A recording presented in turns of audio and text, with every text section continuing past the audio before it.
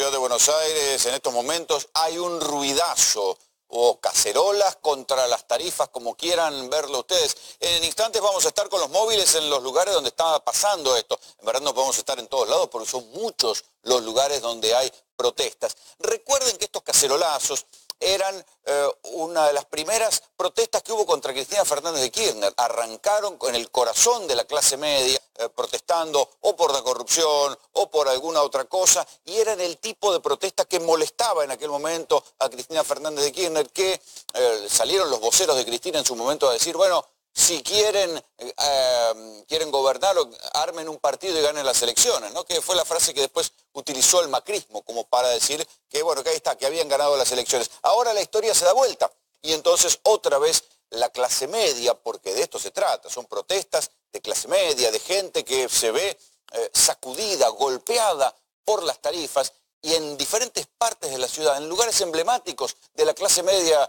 urbana, salen a protestar y salen a cacerolear como lo hicieron en su momento contra Cristina, solo que esta vez lo hacen directamente contra Macri. En los testimonios uno puede escuchar mucha gente que votó a Cristina, pero también otros que dicen que están desilusionados con Mauricio Macri. Les cuento los lugares donde hay ruidazos. Hay en Palermo, hay en Olivos frente a la Quinta Presidencial, hay en San Isidro, algunos ya están terminando, pero sucedieron, hay en Mataderos, en Aedo, en San Miguel, en Parque Lezama, en Caballito, en Belgrano, en muchos lugares hay de esto.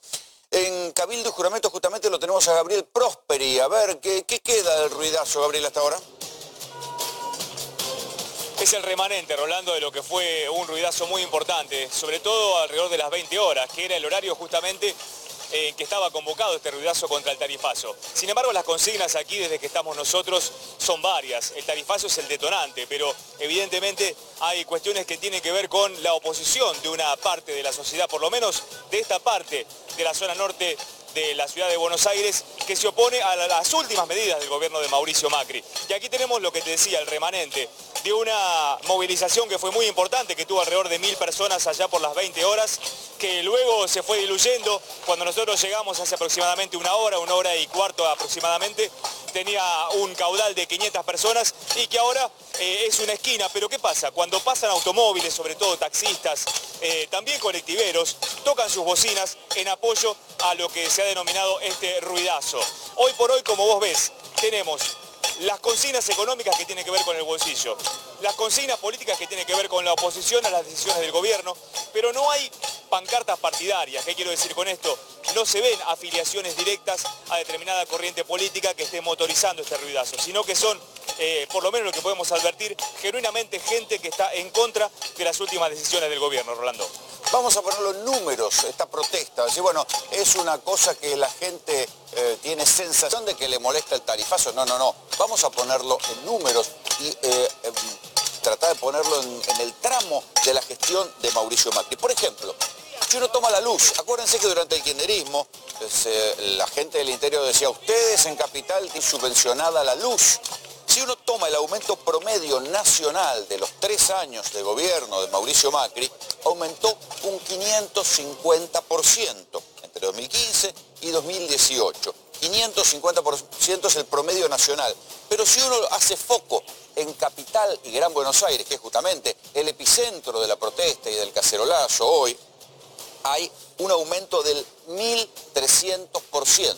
Esto es lo que provoca la bronca de la gente, y además no solamente la gente que sale a cacerolear, hay mucha gente que no sale, que está de vacaciones o lo que sea, pero que también siente el impacto de la tarifa, con lo que ya le decíamos muchas veces, no solo son en el caso de Ciudad de Buenos Aires y Gran Buenos Aires, el 1300% de aumento, es también el no saber cuánto van a pagar al mes siguiente, porque un día les viene una tarifa y después con el mismo consumo les viene una tarifa infinitamente superior. Eso es lo que genera la bronca. Si uno lo toma por el lado del gas, ¿saben cuánto aumentó el gas en los 3 años de Mauricio Macri? 900%. 900% es el aumento del gas. Si uno lo quiere mirar en otras prestaciones que no tienen que ver con el Estado y que no estaban subsidiados, ¿cuánto aumentaron los teléfonos celulares en la era Macri? 150%. ¿Cuánto aumentó el agua? En la ciudad de Buenos Aires el agua aumentó el 483%. Esta es la bronca de las tarifas. ¿Cómo será la bronca de las tarifas? Que una encuesta que se conoció hace poco, de D'Alessio Irol Berenstein, le preguntan a la gente las principales preocupaciones. El 90% de la población dice que está preocupado por la inflación. El 72% está preocupado por perder el trabajo. Pero enseguida, en tercer lugar, esto no sucedía habitualmente en las preocupaciones de los argentinos, el 67% está preocupado por los tarifazos. Y recién más abajo, con el 60%, viene la inseguridad. Entonces, el 67% está preocupado por los tarifazos y ese es el síntoma que se ve ahora en las calles con la gente que sale a cacerolear, muchos de ellos votantes de Macri.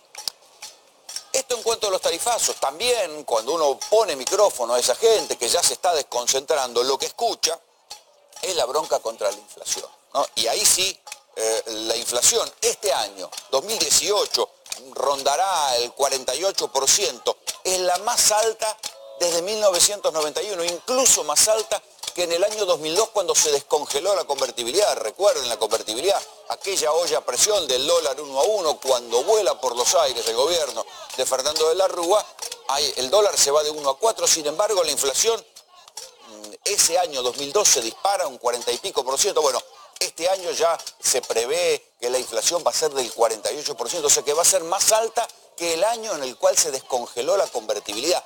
Eso es la traducción en números de lo que nosotros estamos viendo en este momento en el cacerolazo. Gabriel, ¿qué te decía la gente más temprano cuando los entrevistaste? Bueno, justamente nos decía esto, que el detonante es la tarifa más cara que tienen que pagar por las últimas decisiones. Y aquí en la ciudad de Buenos Aires y en los alrededores tiene que ver también con el transporte, Rolando, ¿no? Recordemos eso es muy importante. Pero vamos a ver si podemos hablar. Caballero, usted jubilado. Jubilado. ¿Cómo le impacta el tarifazo, el aumento del boleto y etcétera, etcétera? Bueno, como todo el mundo, es impresionante, se sabía lo que venía, pero la gente no imaginó que venía de tal forma, que lo agarran, no digo sorprendido, pero bueno, paulatinamente se va a ir creciendo y cada vez el dinero, cada vez menos. Bueno, aparte de los despidos, la gente decepcionada, los abuelos ya prácticamente sin dinero, los jubilados. ¿Usted se siente decepcionada o pensaba que podía pasar esto? Tremendamente decepcionada. Yo lo voté a Macri, tenía todas las esperanzas, aposté a él. Estoy totalmente decepcionada. Tiene que hacer un giro de 180 grados, porque no podemos más. Y están aumentando todo. Yo vivo acá en Barrancas de Belgrano. Una jubilada sabe dónde tiene que ir, no sé, a una villa, porque no se puede vivir acá. ¿Cuánto es lo que tiene que pagar usted, por ejemplo, de tarifas y cuál es su ingreso, por ejemplo? ¿Cuánto tiene que pagar? ¿Qué porcentaje? El mínimo, un poquito más, 10.000, 11.000 pesos, y tengo, el portero mío gana 70.000 pesos. No trabaja nunca, no hace nunca nada. ¿Es justicia esto? Yo trabajé 30 años, fui secretaria de presidencia de un banco, y mire cómo tenemos que estar ahora. No, no es justo. Señor, ¿su opinión? La de ella, igual que la de ella. ¿Usted está decepcionado de alguna manera? Lo voté, estoy decepcionado. Lo voté. Muerto estoy, muerto. Me siento mal. ¿Cuál es la decisión que más le ha molestado en función de estos golpes al bolsillo? Todas, No, todas. Mi percepción es que no saben. Ni Larreta, ni Mauricio, nadie. Subieron porque sí pusimos mucha fuerza para que suban. Y resulta que no saben nada. No saben de tránsito, no saben de esto, no saben de nada. Creí en ellos, me decepcionaron. Si cambian, ¿lo volvería a votar? Sí, si cambia, sí, pero que... Sí, Pero dijo que iba a cambiar. La fe mueve montaña. Rolando, te escucho. Te escucho, Rolando. Gabriel, enseguida vamos a ir al otro móvil que está en Caballito con Fernanda Heras, pero esto que está transmitiendo ese par de jubilados ahí, es un poco lo que reflejan también las encuestas. La misma encuesta de D'Alessio Irol dice que el 88% de la población consultada le fue mal este año, le fue mal, está peor de lo que estaba, 88% de la población. Claro, esto no tiene una traducción electoral automática, porque después cada uno interpreta por qué le fue mal y a quién le echa la culpa de que le haya ido mal. Algunos le echarán la culpa a Macri, otros le echarán la culpa a la herencia recibida y cada uno a partir de ahí diverge en sus opiniones. Pero vamos a ir ya, caballito, ahí está Fernanda Era. Fernanda, ¿qué queda del ruidazo, cacerolazo o como se lo llame? Rolando, y como verás, lo que queda es que todavía la avenida Rivadavia está cortada. Vos fijate, recién ahora empiezan a pasar los primeros automóviles. Hace más de 1 hora y cuarto que estaba cortada avenida Rivadavia. Hace aproximadamente 20 minutos que se liberó avenida Acoite por la gran cantidad de gente, de vecinos que se acercaron al lugar. A ver, allí vemos un grupo de vecinos que está increpando a un automovilista que con todo su derecho quiere pasar, ¿no? De a poco, hasta hace unos minutos estaba la gente de tránsito colaborando con esta situación, ahora desaparecieron. Pero bueno, se está liberando lo que es avenida Rivadavia. Quedan todavía muy pocos vecinos de esta convocatoria que se dio en forma virtual a través de las redes sociales, que arrancó en punto a las 8 de la noche. Vos fijate, vamos a tomar un poco la gente que queda. Ahí estamos. Y si te parece, nosotros también vamos a hablar con ellos para ver por qué están. Claro, porque si hay dos barrios emblemáticos, digamos, de la clase media argentina, además son los más poblados, superpoblados de la ciudad, son justamente Caballito y Belgrano, ¿no? A ver, señora, ¿por qué vino hoy? ¿Por qué vino? Porque estoy podrida de este gobierno, nos están estafando, soy jubilada, ya no me alcanza para pagar nada, las expensas, la luz, el gas, el agua. ¿Usted a quién votó? 30 años. No, yo no voté, a Macri no voté, supuesto. No, bueno, bien, las tarifas le están aumentando. No, terrible. Y la jubilación para abajo. Así que mucha angustia. Bueno, es otra de las postales, a ver acá la... Sí, además, Fernanda, fíjate que hay mucha gente que sale a protestar que son jubilados directamente. Digo, para un jubilado, no es como para un joven salir a protestar y salir a la calle a cacerolear. Es mucha bronca contenida. Aprovecho que lo tengo aquí a Fernando Gres, intendente de Esteban Echeverría. Te escuché decir hoy que tenías vos también problemas con las tarifas y con los cortes en tu distrito, hoy mismo. Sí, mirá, Rolando, hoy precisamente hoy, en este momento, tenemos 21 cortes en Esteban Echeverría en las 5 localidades del distrito. ¿Es mucho o poco? No sé. Es muchísimo, en las 5 localidades. Muy pocas veces tengo cortes en todo el distrito, es más, tuve que venir ahora a Capital Federal para hacer los reclamos personalmente, volverme, y vamos a tener todo el equipo hasta la madrugada trabajando porque tenemos familias que hacen 2 días que están sin energía y nos están pasando cosas insólitas. Y no es que las tarifas son más baratas, porque una cosa era cuando te cortaban la luz y la tarifa era poca, ahora que te están cobrando un huevo... A ver, Rolando, estamos pagando tarifas internacionales, no hay ninguna inversión y Edesur todos los días nos sorprende. Hoy, por ejemplo, fue un barrio, el barrio Parque, en el 9 de abril, una localidad humilde de nuestro distrito, fue un transformador y se lo llevó.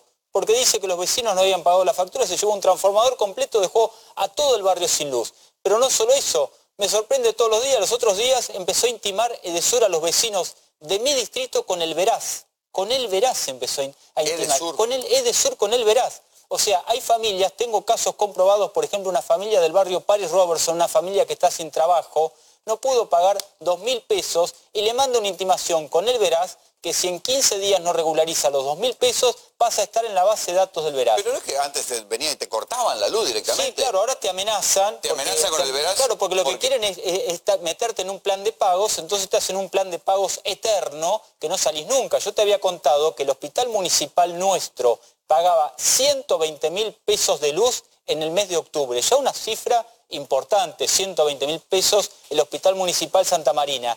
En noviembre me llegó 3 millones de pesos. Es insostenible, Rolando, un hospital público con 3 millones de luz. Los intendentes del Partido Justicialista presentaron finalmente lo que se había comentado, un amparo contra el aumento de tarifas. Sí, estamos presentando. Lo que pasa es que acá hay una trampa tras otra. El aumento lo anunciaron el día 27 de diciembre.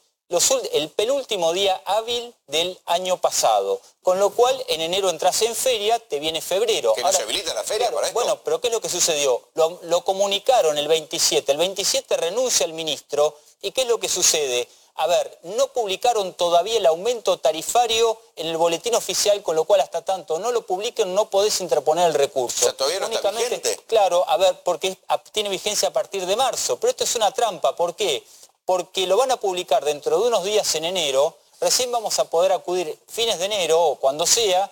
No, se nos viene febrero, después se viene marzo, la tarifa te llega y ya está, y la tarifa se empieza a cobrar. Entonces esta es una trampa que nos está haciendo el secretario, que nos hizo el ex secretario de Energía de la Nación, que nos está haciendo el gobierno nacional, para hacernos pagar tarifas internacionales sin tener realmente obras en el territorio, en nuestros distritos, sin tener un plan de obras serio, sustentable, acorde a las tarifas desproporcionadas que estamos pagando. Esto que yo escucho en la calle, lo escucho todos los días, Rolando, esto no es ninguna novedad para nosotros. Es interesante porque esto es la protesta acá de la bronca de la clase media que todavía tiene algún resto económico. No me quiero imaginar lo que debe ser en lugares más humildes como Esteban Echeverría. Los sectores humildes realmente hoy se están debatiendo entre el alimento y los servicios. Y no solo esto, no me quiero extender porque tengo acá otros compañeros que están en esta mesa mucho más calificados que yo para opinar de otros temas, como por ejemplo el aumento de peaje. Yo para venir acá gasté 140 pesos. Yo de Esteban Echeverría, de Canning que vengo, pasé por Montegrande, vine acá, 140 pesos. 140 pesos más de vuelta, 280 pesos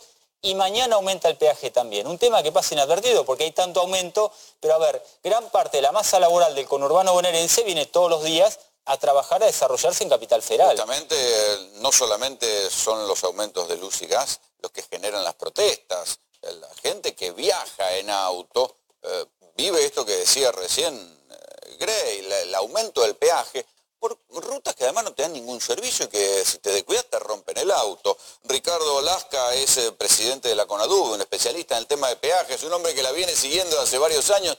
¿Cómo estamos de aumentos? Y mal, la verdad que este gobierno entendemos que le encanta esquilmar el bolsillo de la gente, en el caso nuestro de los usuarios viales, porque realmente es algo perverso, parece que les encanta castigarnos. Fíjate que en la autopista Ilía, uno de los ejemplos, desde que asumió el PRO en el año 2008 aumentó el 7.000%. Yo no sé si le aumentaron los ingresos a la gente. 7.000%. 7.000, 4.000% la 25 y no mayo. Que bajó el tránsito. No, y aparte una cosa, Rolando, lo hemos hablado, en el caso de concesiones viales a nivel nacional y provincial, no había atraso tarifario como el tema del gas, la luz. Efectivamente, porque el kirchnerismo había ido aumentando. No, el kirchnerismo en la época de Menem hasta se violaba el plan de convertibilidad indexando tarifas en dólares. Nunca estuvieron congeladas. Entonces, y acordate que ahora los accesos, disculpame el término, otro curro, ahora pusieron hora pico en ambos sentidos, es un aumento encubierto, los fines de semana y feriados.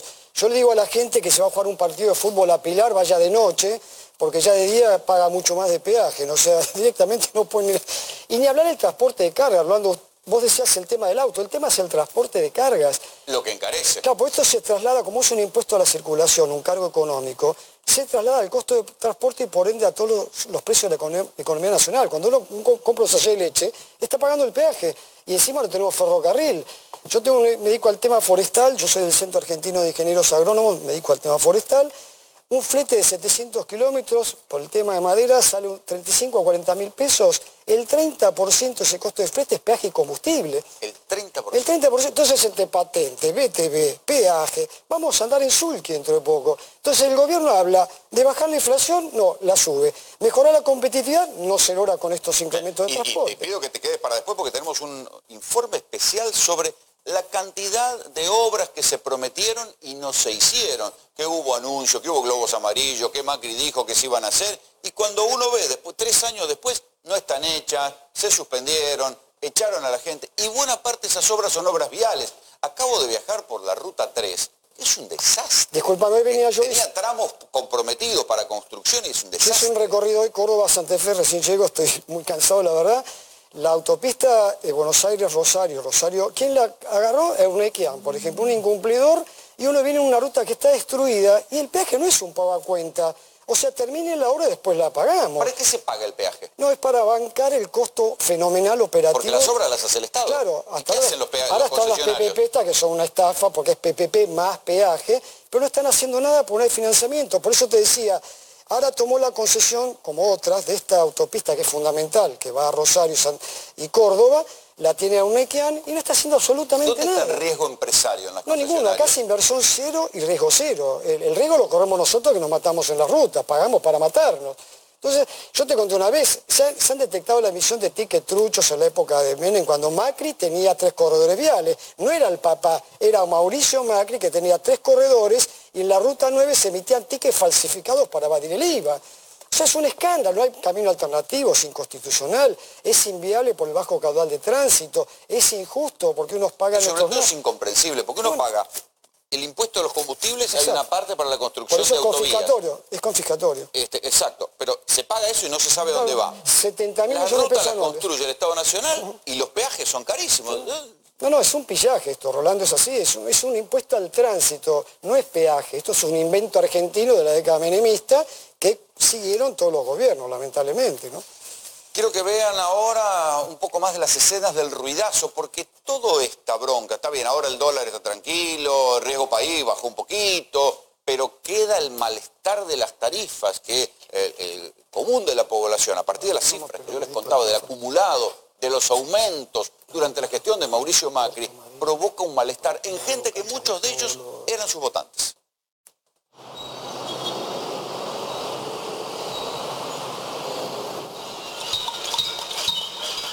Ustedes ven aquí, se ven las primeras imágenes de los cacerolazos, ruidazos de hoy, en diferentes esquinas. Así comenzó cuando todavía era de día, un poquito antes de las 8.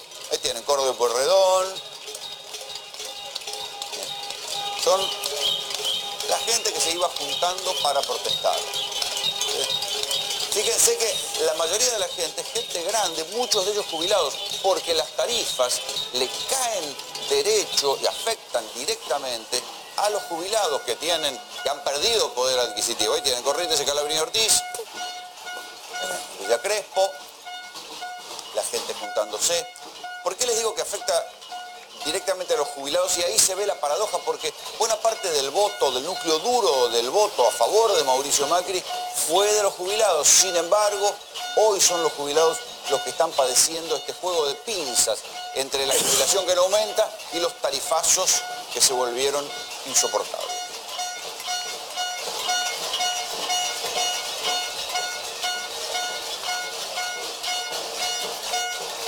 A medida que iba avanzando la noche, se juntaba gente en los diferentes puntos de la protesta. Nosotros estamos mostrando, sobre todo Capital, que era lo que nos quedaba más cerca para llegar con las cámaras, pero hubo también en Olivos, en San Isidro, en Aedo, en San Miguel, en Parque Lezama, en Mataderos, montones de lugares hubo este tipo de protesta espontánea. Pero esto es lo que uno ve ahora en la protesta, pero cuando uno va en la calle y fuera de la protesta, cuando uno va a preguntarle a la gente cómo padece las tarifas, esto es lo que contestan.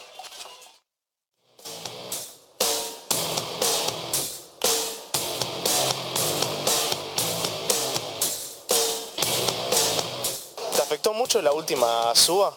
No, vale, ¿cómo que no? A todo el mundo. Eso es algo increíble. Para pagar acá, urgente. Para ir a reponer todo, como siempre, un poco tarde. ¿Cuánto dijiste que tuviste que pagar? 25.000 pesos. ¿Y vos consumís mucha luz? No, pero bueno, está subsidiado encima. Pero bueno, así estamos. ¿Viniste de pagar? No, vine a hacer un reclamo por lo mismo. ¿Qué pasó? Me están facturando de más, pero todavía no me dieron una solución, así que... ¿Cuánto dice la factura que tenés que pagar? No, 1.042 pesos. ¿A vos te afectó mucho la última suba de servicios que hubo? Más o menos igual. Venía pagando 600 pesos, pero me saltó acá y así que por eso vine a averiguar. O sea, ¿te las arreglás? Sí, me las puedo arreglar por ahora. Hace como 5 o 6 meses que tengo problemas de luz, no me soluciona ningún tipo de problema. Vengo con reclamos con el ENRE, con defensa del consumidor, y nada, me vino 15.000 pesos de luz y nadie me da respuesta. ¿Usted en la vida cotidiana paga mucho de servicios? No, porque estoy poco en casa, o sea, de que evidentemente el consumo es bajo. ¿Se las arregla como puede para pagar? No, me parece que es lo que corresponde, o sea que no hay problema. ¿Viniste a pagar de la luz? Sí. ¿Cuánto tuviste que pagar? 900 pesos. ¿Cuánto pagabas antes del aumento? Y más o menos como 1.000, 1.500, una cosa así, a 6.000 pesos hay una diferencia importante. ¿Y después del aumento? 6.000 y pico, 6.600, no sé, 6.200 más o menos. Es como, me lo digo y me baja la presión. No tengo luz. ¿No tenés luz? Digo en Longchamp, no tengo luz todavía. ¿No tenés luz? Pasé el año sin luz. ¿Cómo hiciste? Como hice por el motor ese que da la luz. ¿Cómo se llama? ¿Un grupo electrógeno? Un grupo electrógeno. Dice que explotaron los transformadores y no tengo luz todavía.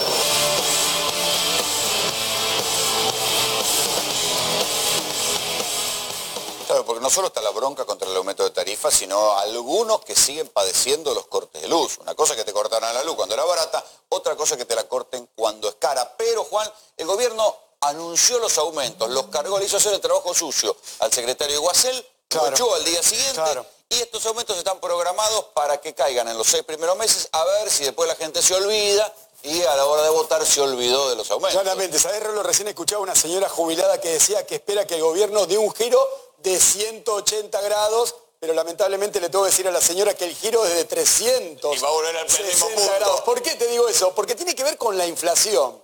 Parece ser que la inflación el gobierno en realidad la está usando como herramienta de ajuste. Vos fijate que en el año 2018 la inflación va a cerrar en el 48% y el INDEC informó que los salarios se ajustaron en un 25%. Ahí está el ajuste y esto muestra, Rolo, los aumentos que se vienen. Ahí tenés a mi laburante muy triste contando monedas. Cada vez está más triste. Le faltan las cacerolas. Yo digo, la verdad, casi le pongo las cacerolas. Estos son los aumentos que se vienen. Mira, la luz un 55% en el primer trimestre, el agua un 50%, transporte 40%, pero ¿hasta qué te puedo decir que el transporte aumentó en estos 3 años? Un 600%, cuando los salarios aumentaron un 115%. Igual atención con lo del transporte, porque ya en el año 2017 el ministro de Transporte lo había dicho más o menos casi en público, que no iban a aumentar el costo del transporte en ese año porque era un año electoral. Fueron las elecciones y sacudieron un aumento grande de transporte. Ahora, ¿qué hacen? Como no lo pueden aguantar todo el año, lo concentran en el primer semestre. Claro, ahí está, pero cuando vos ves esto, vos decís, ¿el giro de 180 grados será tal o es un giro de 360? ¿Por qué te digo eso? Y porque yo, en mi consultora como economista, yo no espero para el año 2019 una inflación menor al 40%. Con estos porcentajes la inflación no va a estar porque menor. Esto es lo que decía, lo que menospreció en un primer momento el gobierno de Macri, lo que se llama inflación de costos. Claro. Si vos aumentás la tarifa, se traslada a precios. Ahora quiero preguntarle a Grey, que ahí que lo están manipulando, le están cambiando el micrófono, no le voy a preguntar nada, No, pobrecito, lo tenés que preguntar. sigamos un poquito, Seguimos con él. Mira, lo cerramos, Rolo. Tenés alquileres, tenés peajes, que ya estuvimos hablando, pero mira el salario. El gobierno tiene una pauta salarial para este año 2019 del 23%, Rolo, 23%. Claro. Por eso te digo, si la inflación va a estar nuevamente en un 40%, y acá está el ajuste, la inflación como herramienta de ajuste. ¿Hay una manera política de programar los aumentos? ¿Cómo lo ven ustedes desde el justicialismo? A ver, lo que yo quiero además traducir todo esto es a la provincia de Buenos Aires. ¿Por qué? Porque mientras la gente está en la calle y está reclamando y están llegando estas facturas, la gobernadora de la provincia de Buenos Aires está pretendiendo desdoblar las elecciones, hacernos votar 5 veces este año que viene. Ahora vos me decís, ¿y eso qué tiene que ver? Tiene que ver con que desdoblar las elecciones en la provincia de Buenos Aires cuesta para la provincia arriba de 3.200 millones de pesos que vamos a pagar los bonaerenses. ¿Es mucho o es poco? Es muchísimo. ¿En el presupuesto es mucho? Es muchísimo. Por ejemplo, son de 200 jardines de infantes, equivale a 200 jardines, equivale a comprar 500 patrulleros, equivale a triplicar la inversión de agua y cloaca en toda la provincia de Buenos Aires, equivale a aumentar el 50% las prestaciones en los comedores escolares. Es muchísimo. Aún sea poco. O sea que hay austeridad a veces y a veces no. A ver, Rolando, lo que están acá especulando es saber cómo desdoblan las elecciones para ver cómo Vidal se despega de Macri y puede salvar alguna pequeña porción electoral bajo un enorme costo de todos los bonaerenses, y en vez de estar concentrados en la gestión y en estos temas que tenemos los bonaerenses, están en una bicameral analizando cómo desdoblan, y está medio gobierno provincial analizando cómo desdoblan las elecciones y cómo nos hacen votar si se desdoblan las elecciones 5 veces, con lo cual estaríamos desde febrero hasta noviembre, que sería el balotaje, todo el año la provincia de Buenos Aires completa con elecciones, con los problemas que tenemos y con un despilfarro económico inadmisible para la provincia de Buenos Aires. Ahí aprovecho que la tengo al Cira Argumedo, quiero sumar aquí a la conversación. ¿Cómo ves esto de la programación de los aumentos en función de las elecciones? Claro, lo que pasa es que es una de las tantas manipulaciones de Durán Barba, pero acá lo que hay que ver es que la problemática económica son los descomunales negociados de los miembros del gobierno. Acá Fernando decía son tarifas internacionales. No, El gas a boca de pozo, el señor Aranguren, representante, miembro de la Shell, y sus sucesores fijaron que el valor del gas a boca de pozo es $7,50. En Estados Unidos está a $2,50, es decir, triplicás el valor de insumo básico en Estados Unidos. Ahí están los aumentos de tarifas. Claro, porque van directo el gas, a pagar ese aumento irreal. Exacto, pero además el gas es un insumo para la producción de electricidad. La electricidad se produce en una parte con las represas hidroeléctricas y en otra gran parte con las usinas termoeléctricas alimentadas a gas. Con lo cual, el incremento del gas te incrementa la electricidad. Este es el gran negocio para las petroleras y las distribuidoras. Claro, lo que pasa es que esos aumentos en la energía, en el gas y en la luz generan que pese a que hubo una devaluación, la industria cayó. Hoy vi una estadística que decía que la industria, el retroceso industrial de la Argentina es mayor que el de todos los países del África. Sí. La industria cayó en lo que va del año el 13%, mucho más que en los países del África. Y te quiero agregar, Rolo, ¿no? Estamos hablando de pese a que hubo una devaluación y que no se descarta que este año 2019, con el faltante de dólares y con todos los compromisos, hasta mitad de año hay que pagar 10.000 millones de dólares de letes, compromisos financieros, no se descarta que haya una nueva devaluación, una nueva corrida. Está bien, pero el dólar está bajando ahora. Sí, está bajando momentáneamente por la presión que tiene la clase media, que tiene que salir, el colchón de dólares que tiene la clase media, tiene que salir a vender y que los tiene. Vos lo decías muy bien, hay gente que no está preparada para enfrentar esta crisis, pero la clase media sí. Y acá lo que te quería mostrar, Rolo, rápidamente, lo que está sufriendo la industria, la caída de la industria. ¿Por qué yo te decía lo de la devaluación? Porque acordate que en el año 2002, la devaluación, está bien, se había dejado de pagar la deuda, pero en el año 2002, la devaluación que provocó inflación fue como la piedra fundamental para el arranque de cierta industria, la textil, rápidamente, en ese primer momento de Roberto Labaña. Acá hicieron la devaluación, pero la industria se sigue cayendo para abajo. Ahí hay una diferencia de modelo económico. La devaluación tiene que seguir un modelo económico, tiene que seguir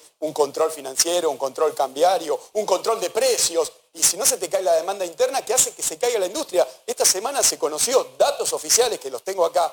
Estos son datos oficiales, Rolo. Cayó 13,3% la industria interanual noviembre. Y yo te lo preparé para que lo comparemos. Te preparé 2018, 2015, cómo estaba la industria, y 2001. Realmente vos me decís, pará, no estamos igual que el año 2001. Mirá cómo estaba el 2001. Compará los gráficos, claro, ¿no? Acá visual. No había industria, era la penuria. Porque el 2001 es el resultado de una década de caída. Es una década de caída el 2001. Ahora, ¿qué pasó? Del 2001, 2002, 2003 al 2015 la industria creció un 100%. Ahora, es verdad, Rolo, vos lo decís siempre, no estamos igual que el año 2001 en este momento. Acá está el colchón. Acá podemos hacer una descripción del colchón. Claro. Porque en el 2001 teníamos... O sea, se cae desde arriba. Se está cayendo desde muy arriba y esto lo muestra el desempleo. En el 2001 teníamos un 20% de desempleo, hoy estamos llegando al 10%. Y acá está el tema, 2018, diferencia con el 2001, se nota claramente, pero ese es el camino. Ahora, Fernando, si todo es tan grave como lo que estamos contando, ¿no debería estar peor el gobierno en las encuestas? La verdad que el gobierno compitiendo cabeza a cabeza con Cristina. Mirá, Rolando, el gobierno está muy mal en las encuestas. Lo que pasa es que... No es lo que dicen las encuestas, ¿qué quedamos? Sí, lo que pasa es que no se reflejan todas las encuestas y se esconde mucha encuesta. Yo te comentaba que en mi distrito, Macri, de acuerdo a las últimas encuestas, tiene un 70% de imagen negativa y Vidal tiene un 62% de imagen negativa. Están muy mal. Ponerle que eso es el conurbano, pero hay otros lugares que le han hecho ganar a Macri en la elección nacional. Ahora, lo que te digo, Rolando, y pensémoslo en estos términos, hoy el presidente de la Nación y la gobernadora de la provincia de Buenos Aires no pueden ir a una escuela pública, no pueden ir a un hospital público, no pueden hacer ninguna recorrida pública, no pueden ir a la plaza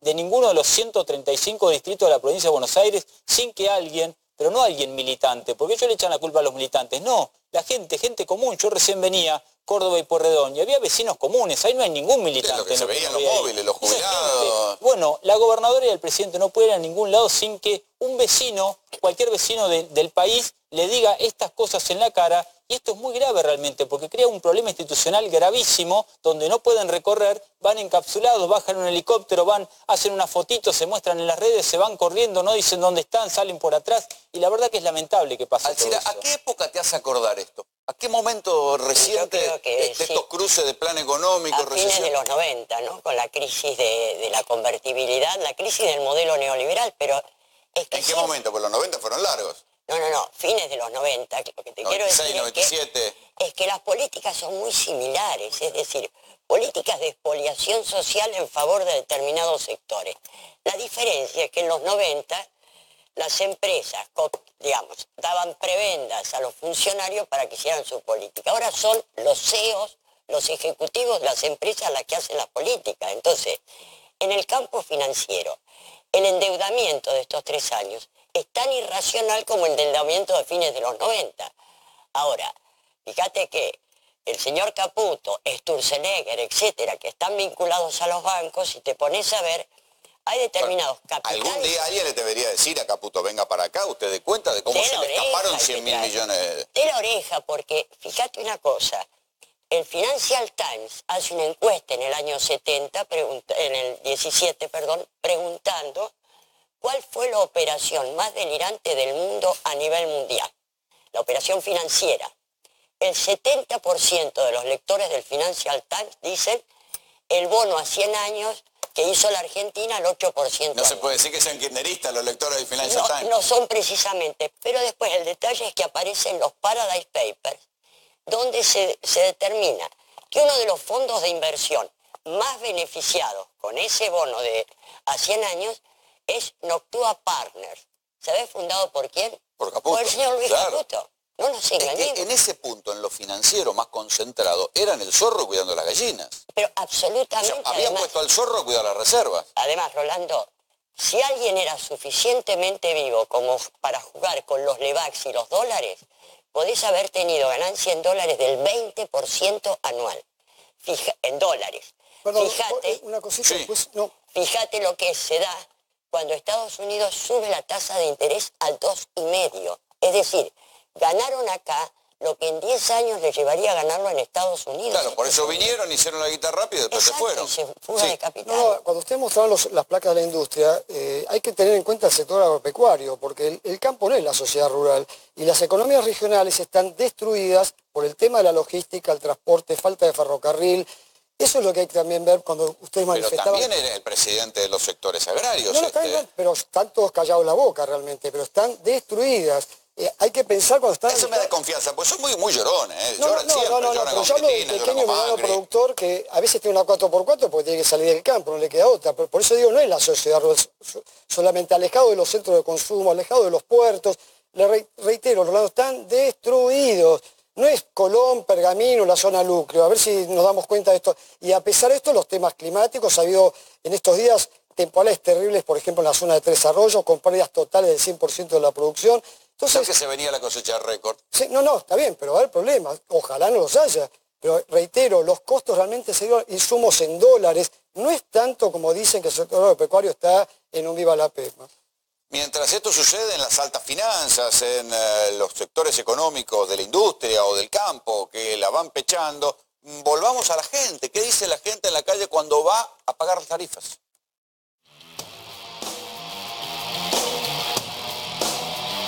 ¿Qué vienen a hacer acá? A reclamar porque mi papá es jubilado, mirá las boletas, pagué el mes pasado con el subsidio a jubilado 173 pesos, mirá lo que estoy pagando ahora. ¿Qué pasó ahí? Y queremos saber eso, ¿qué pasó ahí? ¿Qué pasó ahí? Que de 173 con subsidio de jubilado, mira acá tengo carnet de PAM y todo traje. Pasamos de un mes de 200 pesos, pasamos a un mes de 5.000. Trajimos todos los aire acondicionados del barrio, los prendimos en mi casa, no sé, algo de eso debe haber pasado porque no entendemos. Yo ya sé que me van a decir que primero paguemos, como nos dicen siempre, y después reclamemos. ¿De dónde voy a sacar las 5 lucas? No sé. ¿Qué pasó acá? Bueno, esta es la factura, 3 facturas para atrás. El consumo siempre fue 574, ¿sí? Yo no compré ningún aparato, no tengo aire acondicionado ni ventilador de techo, tengo ventilador de pie. Vos fíjate, consumo 54 días 1770, ¿sí? 1770 y vos fíjate que acá hay 2 lecturas, actual y lectura anterior. Fíjense bien en el número, ahora aparece la nueva factura. Bueno, para que te digo cuánto me salió esta factura, 5.270, ¿sí? Ahora la factura, la última, si vos estás registrando, también el consumo de 54 días fue de 1.770, qué casualidad, ¿no? Ni uno más ni uno menos. Pero lo peor está acá, que el consumo de la lectura, es el mismo número. Hola, ¿dónde está la diferencia? No puede ser el mismo número que leyó el tipo cuando fue a leer el medidor, ¿entendés? El número nunca es igual, el número está dibujado. Tiremos aproximadamente lo que consumió el mes pasado. Se espera que para el 2019, este año, haya un aumento de hasta el 55% del servicio. Pronosticado, bueno, no pronosticado, es lo que está pedido para todo el 2019. No es una suba ahora, sino es gradual, durante todo el año. Así que, bueno, habrá que ver cuando llegue ese momento cómo nos encuentra parado, nada más. Y nos toca seguir, ¿qué vamos a hacer? Nos toca seguir. Prendemos velas, no sé. Usamos la luz natural. Nos vamos a vivir a la terraza si aprovechamos más la luz natural. A remarla, no queda otra, porque enojarme, ponerme mal, deprimirme, llego más rápido al cajón. Para este año se espera un aumento del 55% en servicios. ¿Ahí cómo vamos a hacer? A lo largo del tiempo no es una sola oportunidad, o sea que evidentemente la fiesta hay que pagarla.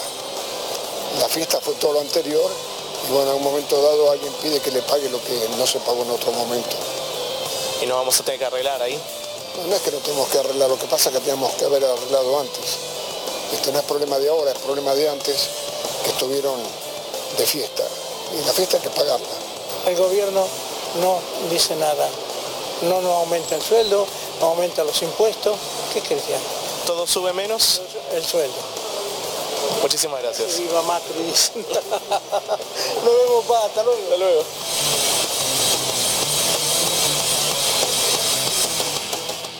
Me quiero detener un poco en el testimonio de la mujer que decía, ¿cómo? Exactamente el mismo consumo de un mes al otro y esa sensación de que también los consumos están dibujados. En tu caso, vos también decís esto, que no se sabe cómo, no solo te aumentan, sino que no sabes cuánto pagas y cuánto te va a venir por un mismo consumo. Esto lo vivimos todos los días en el conurbano bonaerense, donde abrimos oficinas especialmente para atender a los vecinos nuestros, a los usuarios, y Edesur no te sabe dar una explicación coherente de qué es lo que sucede. Nos pasa con Edesur, nos está pasando con el gas también. Yo tuve una reunión de comerciantes ayer, pleno centro de Montegrande, una confitería céntrica, 58.000 pesos de gas. No te saben explicar cómo llegás a 58.000 pesos de gas. Y eso está pasando en todas las tarifas públicas que tenemos en el conurbano bonaerense. Hay una justicia, algún contencioso administrativo, alguna justicia que diga, bueno, viejo...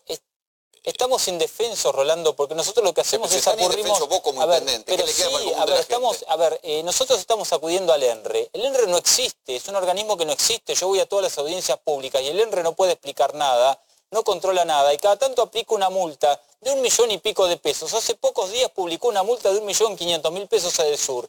Es un chiste una multa de 1 millón. La que está levantando. Si yo pago, si el hospital municipal nos llegó una factura de 3 millones de pesos, ¿cómo le van a aplicar 1.500.000 de multa a Edesur? A ver, por corte de energía hoy en la provincia de Buenos Aires, en el conurbano, ¿cuánto debería recibir de multa Edesur? Bueno, veamos a ver en los próximos días qué multa le ponen. A ver, si yo tengo 21 puntos en mi distrito que no tienen luz, tendría que tener una multa millonaria de Edesur este lunes que viene. Por eso nosotros estamos acudiendo a la justicia federal, porque es la única manera que tenemos de expresar todo esto que está pasando en el territorio. Bueno, acordate que la Corte Suprema en su momento había dicho que las tarifas los aumentos de tarifa tenían que ser razonables. Sí, hay que ver quién puede sostener que estos aumentos son razonables ahora ante un tribunal. Sí, Inti, ¿qué me decías?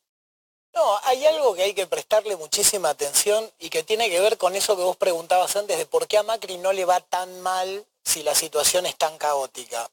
La semana pasada se juntaron, creo que en Entre Ríos, invitados por el gobernador Bordet, 7 gobernadores peronistas que están tratando de armar una suerte de alianza federal.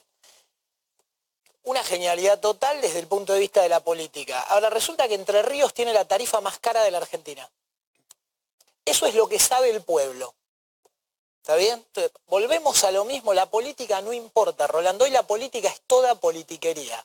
Acá hay un pueblo de 43 millones de personas buscando un destino y 25.000 ñatos que este año, el otro programa era el año que viene, ahora es este año, se están jugando un contratazo para vivir 4 años de lo público. ¿Está bien? Perdóname que entren en la volteada todos. Lo concreto es que no hay nadie gobernando mejor. Eso es lo que el pueblo sabe. Cuando vos salís a buscar cuáles son los 10 municipios que han tenido una política de suelo exitosa, no encontrás uno.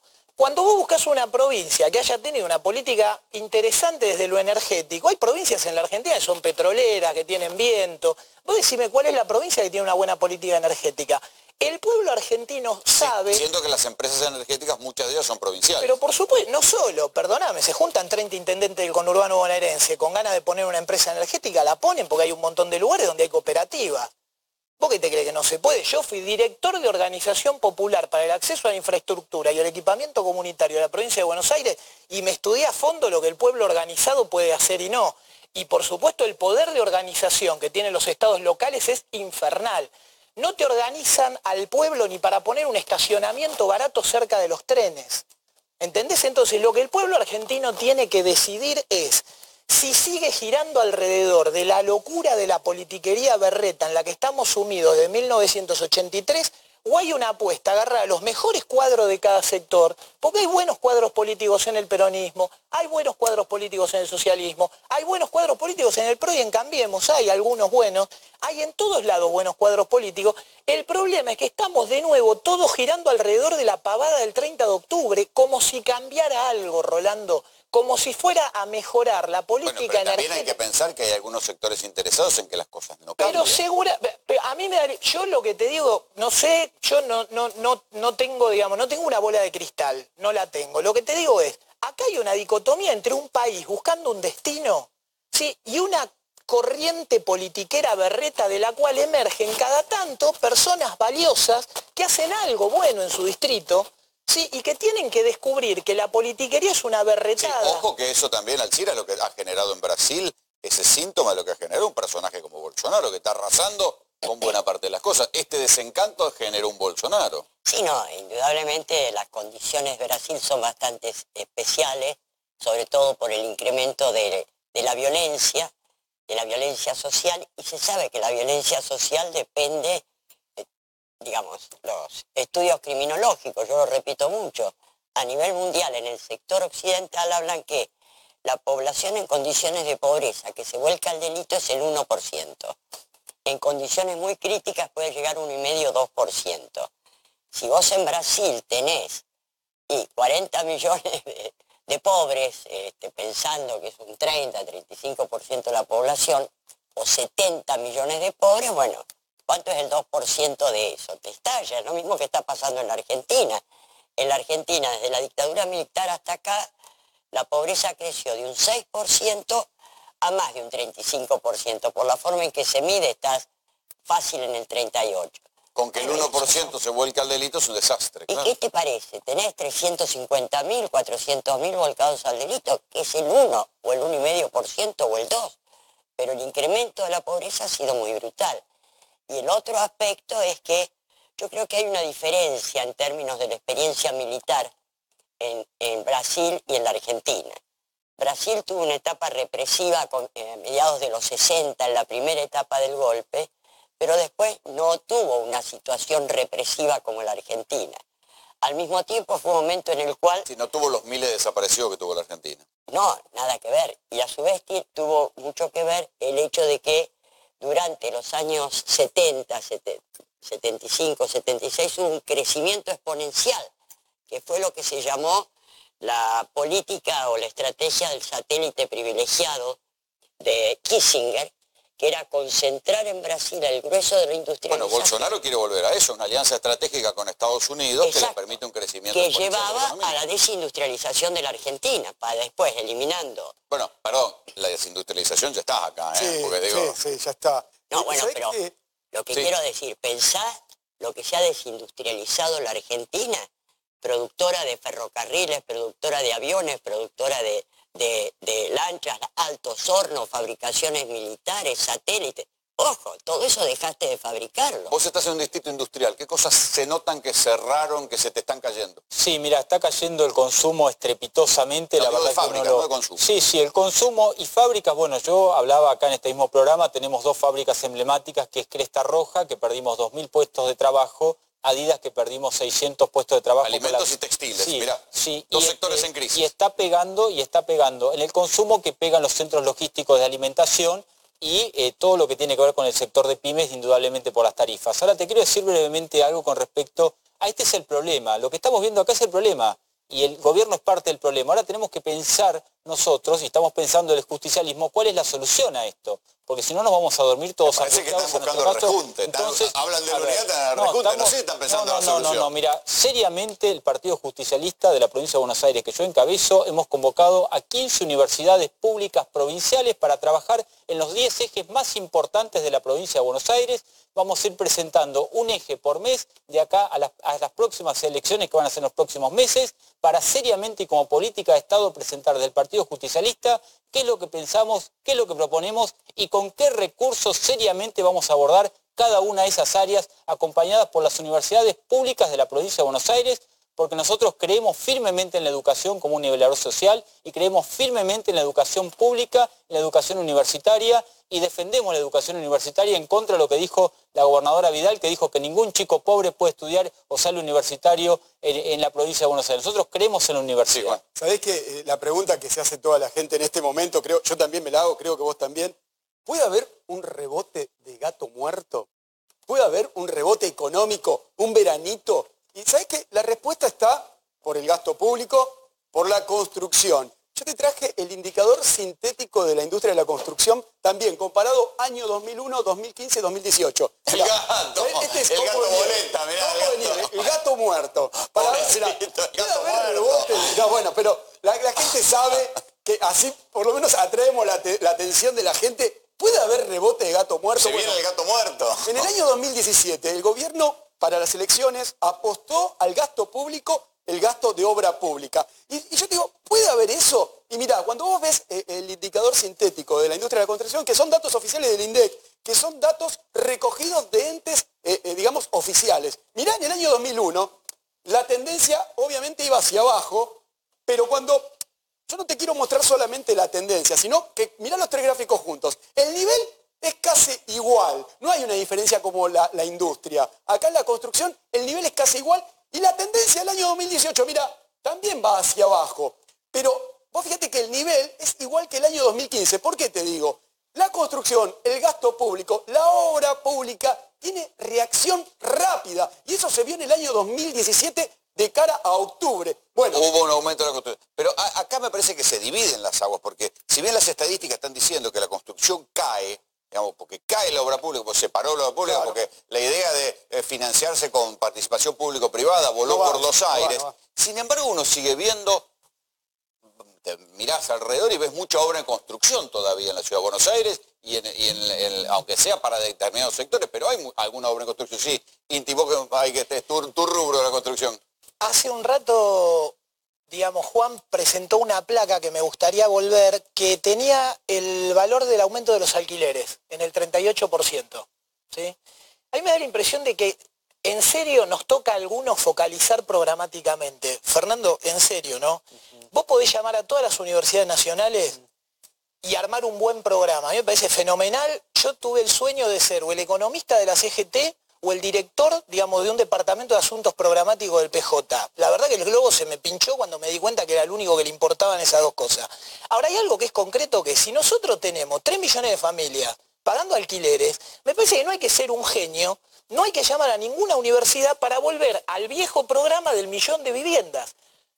¿Está bien? No, pero eso lo tenemos recontra claro. No, pero nosotros Fer, tenemos lo tierras, tenemos claro, pero no hay tierras, pero a ver, pero Fer, no hay un gobierno del PJ que tenga un plan de vivienda serio. Vos lo sabés y yo también. Nosotros en el gobierno anterior hicimos 2.000 viviendas en Esteban Echeverría. Sí. En este momento, desde que asumió este gobierno, tengo 800 viviendas paradas. Este gobierno no hizo una sola vivienda. Estoy de acuerdo, pero seguís tenemos un programa de tierra. Dependiendo del gobierno nacional y del presupuesto público. Pero a ver, nosotros teníamos 2.000 personas en vivienda hasta el año 2015. En la construcción, que son los números que se ven acá, y hoy tenemos 200 personas trabajando en obra pública. Nosotros tenemos en nuestro instituto un problema severo con la obra pública con este gobierno. Donde, por ejemplo, estoy de acuerdo, yo no soy oficialista. No soy oficialista. Nosotros tenemos obras paradas, tengo un hospital construido, cerrado, 20.000 metros cuadrados cerrado y equipado. Hicimos una política pública, convoqué a la Universidad y Salud para que hiciera el programa de salud de mi distrito. Seriamente, responsablemente, teníamos un hospital, hicimos otro, 180 camas, el mejor equipamiento, el mejor hospital. Entonces este gobierno está cerrado el hospital. Bueno, estoy totalmente de acuerdo con que esa es la situación. Ahora mi pregunta es la siguiente.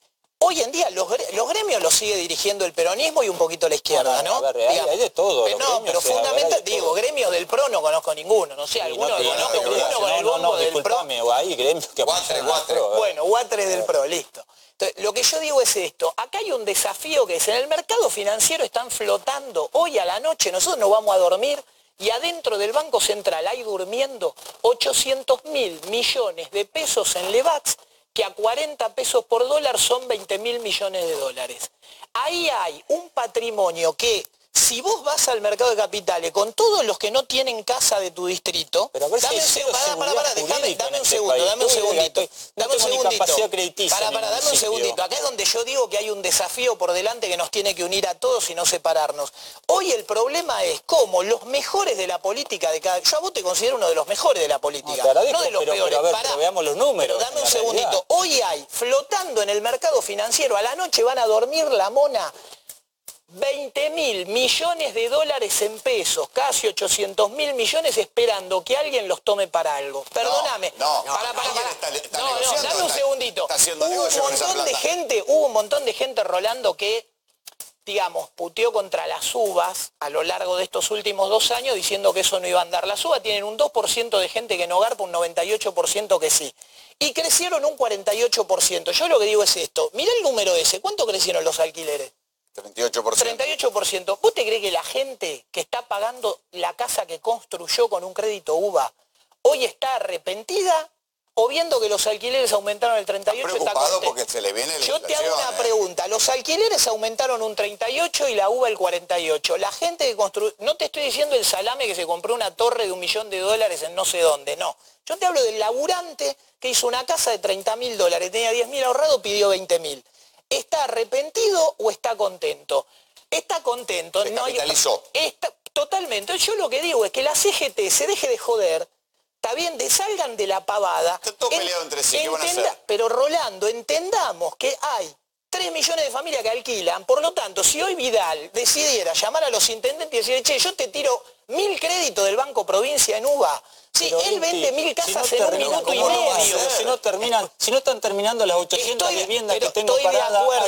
No, porque son para regalar, no son para regalar. No, son para regalar. Porque, a ver, son para regalar. Sí, esa no me la discutís. No, se paga una cuota. Una ridiculez. Pero tenés que entender que también que en el conurbano bonaerense está lleno de familias que no califican para ningún crédito, que no pueden ir a ningún banco y que no pueden pagar ni siquiera una cuota de un alquiler. Estamos de acuerdo, pero tenés 300.000 docentes. Déjame ir al punto. Hay que regalar nada, hay que cobrar. Hay que cobrar lo que la gente puede pagar. Pero 300.000 docentes, si yo cuando era director de organización popular para el acceso a la infraestructura y participábamos del mismo gobierno, perdóname. Disculpame, ¿por qué no lo hicieron? No, yo no lo hice porque me dijeron que nos teníamos que robar el 35% de un portazo y me fui. Yo por eso. Yo te juro que es bastante más fácil de lo que parece y hoy te repito, Vidal tiene que darse cuenta de algo si quiere... Pero Vidal tiene que hacer Vamos a seguir discutiendo hasta mañana. Quiero que vean esto. Por suerte existen los archivos, muchachos. Hace 1 año y unas semanitas, vean lo que decía Marcos Peña de cómo nos iba a ir en el 2018. Nunca hubo proporcionalmente tanta protección social en un presupuesto público como lo hay en este momento.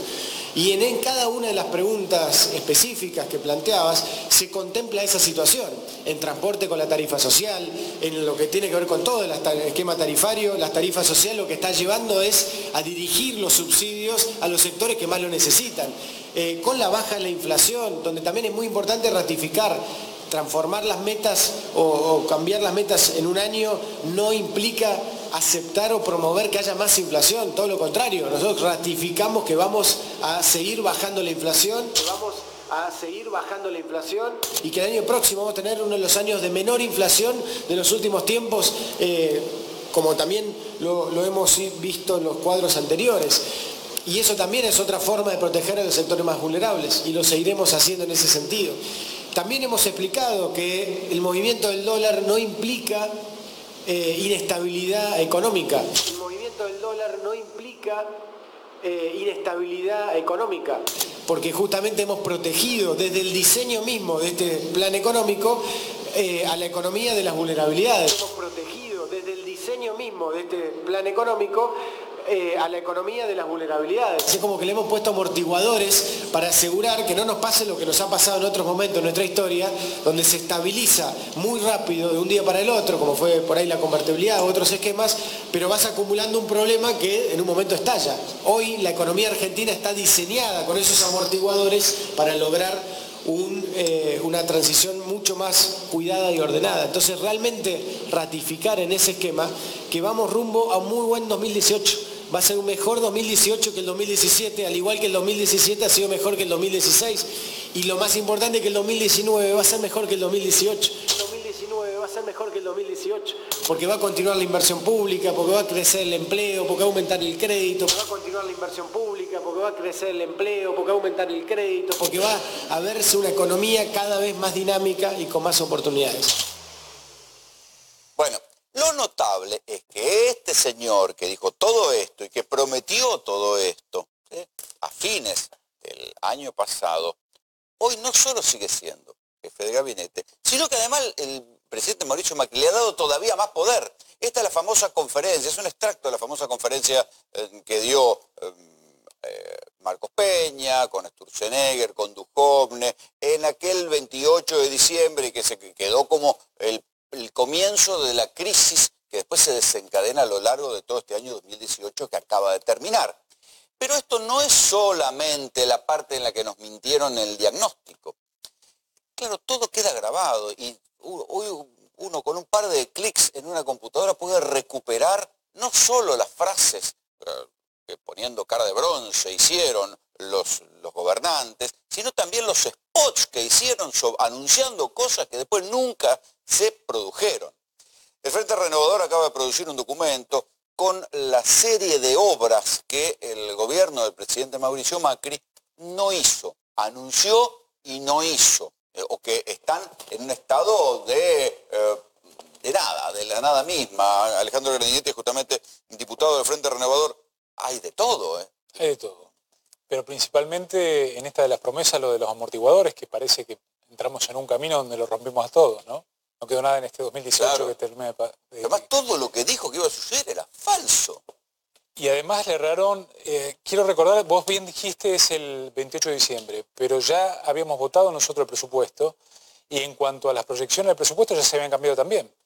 El presupuesto sí, votaron, el día siguiente fue la conferencia. Cambiaron absolutamente todas las proyecciones que tenían. Ahí teníamos una inflación cercana al 19%, un dólar en casi 20 pesos, primero se hablaba de 15 pesos, en fin, un verdadero desastre. Todo voló por los aires, pero tal vez es más contundente cuando uno ve los ejemplos. Vamos a ver los ejemplos de las cosas que se anunciaron con avisos institucionales, con gente que estaba ahí, ponía cara de ahora sí, por fin nos ponemos en pie, se termina la decadencia. Van a ver en el estado que están todas estas cosas. Por ejemplo, el Plan Belgrano. Es un plan de reparación histórico para el norte argentino, se llama Plan Belgrano, que arranca de 16.000 millones de dólares de inversión en infraestructura para conectar el norte con el resto del país.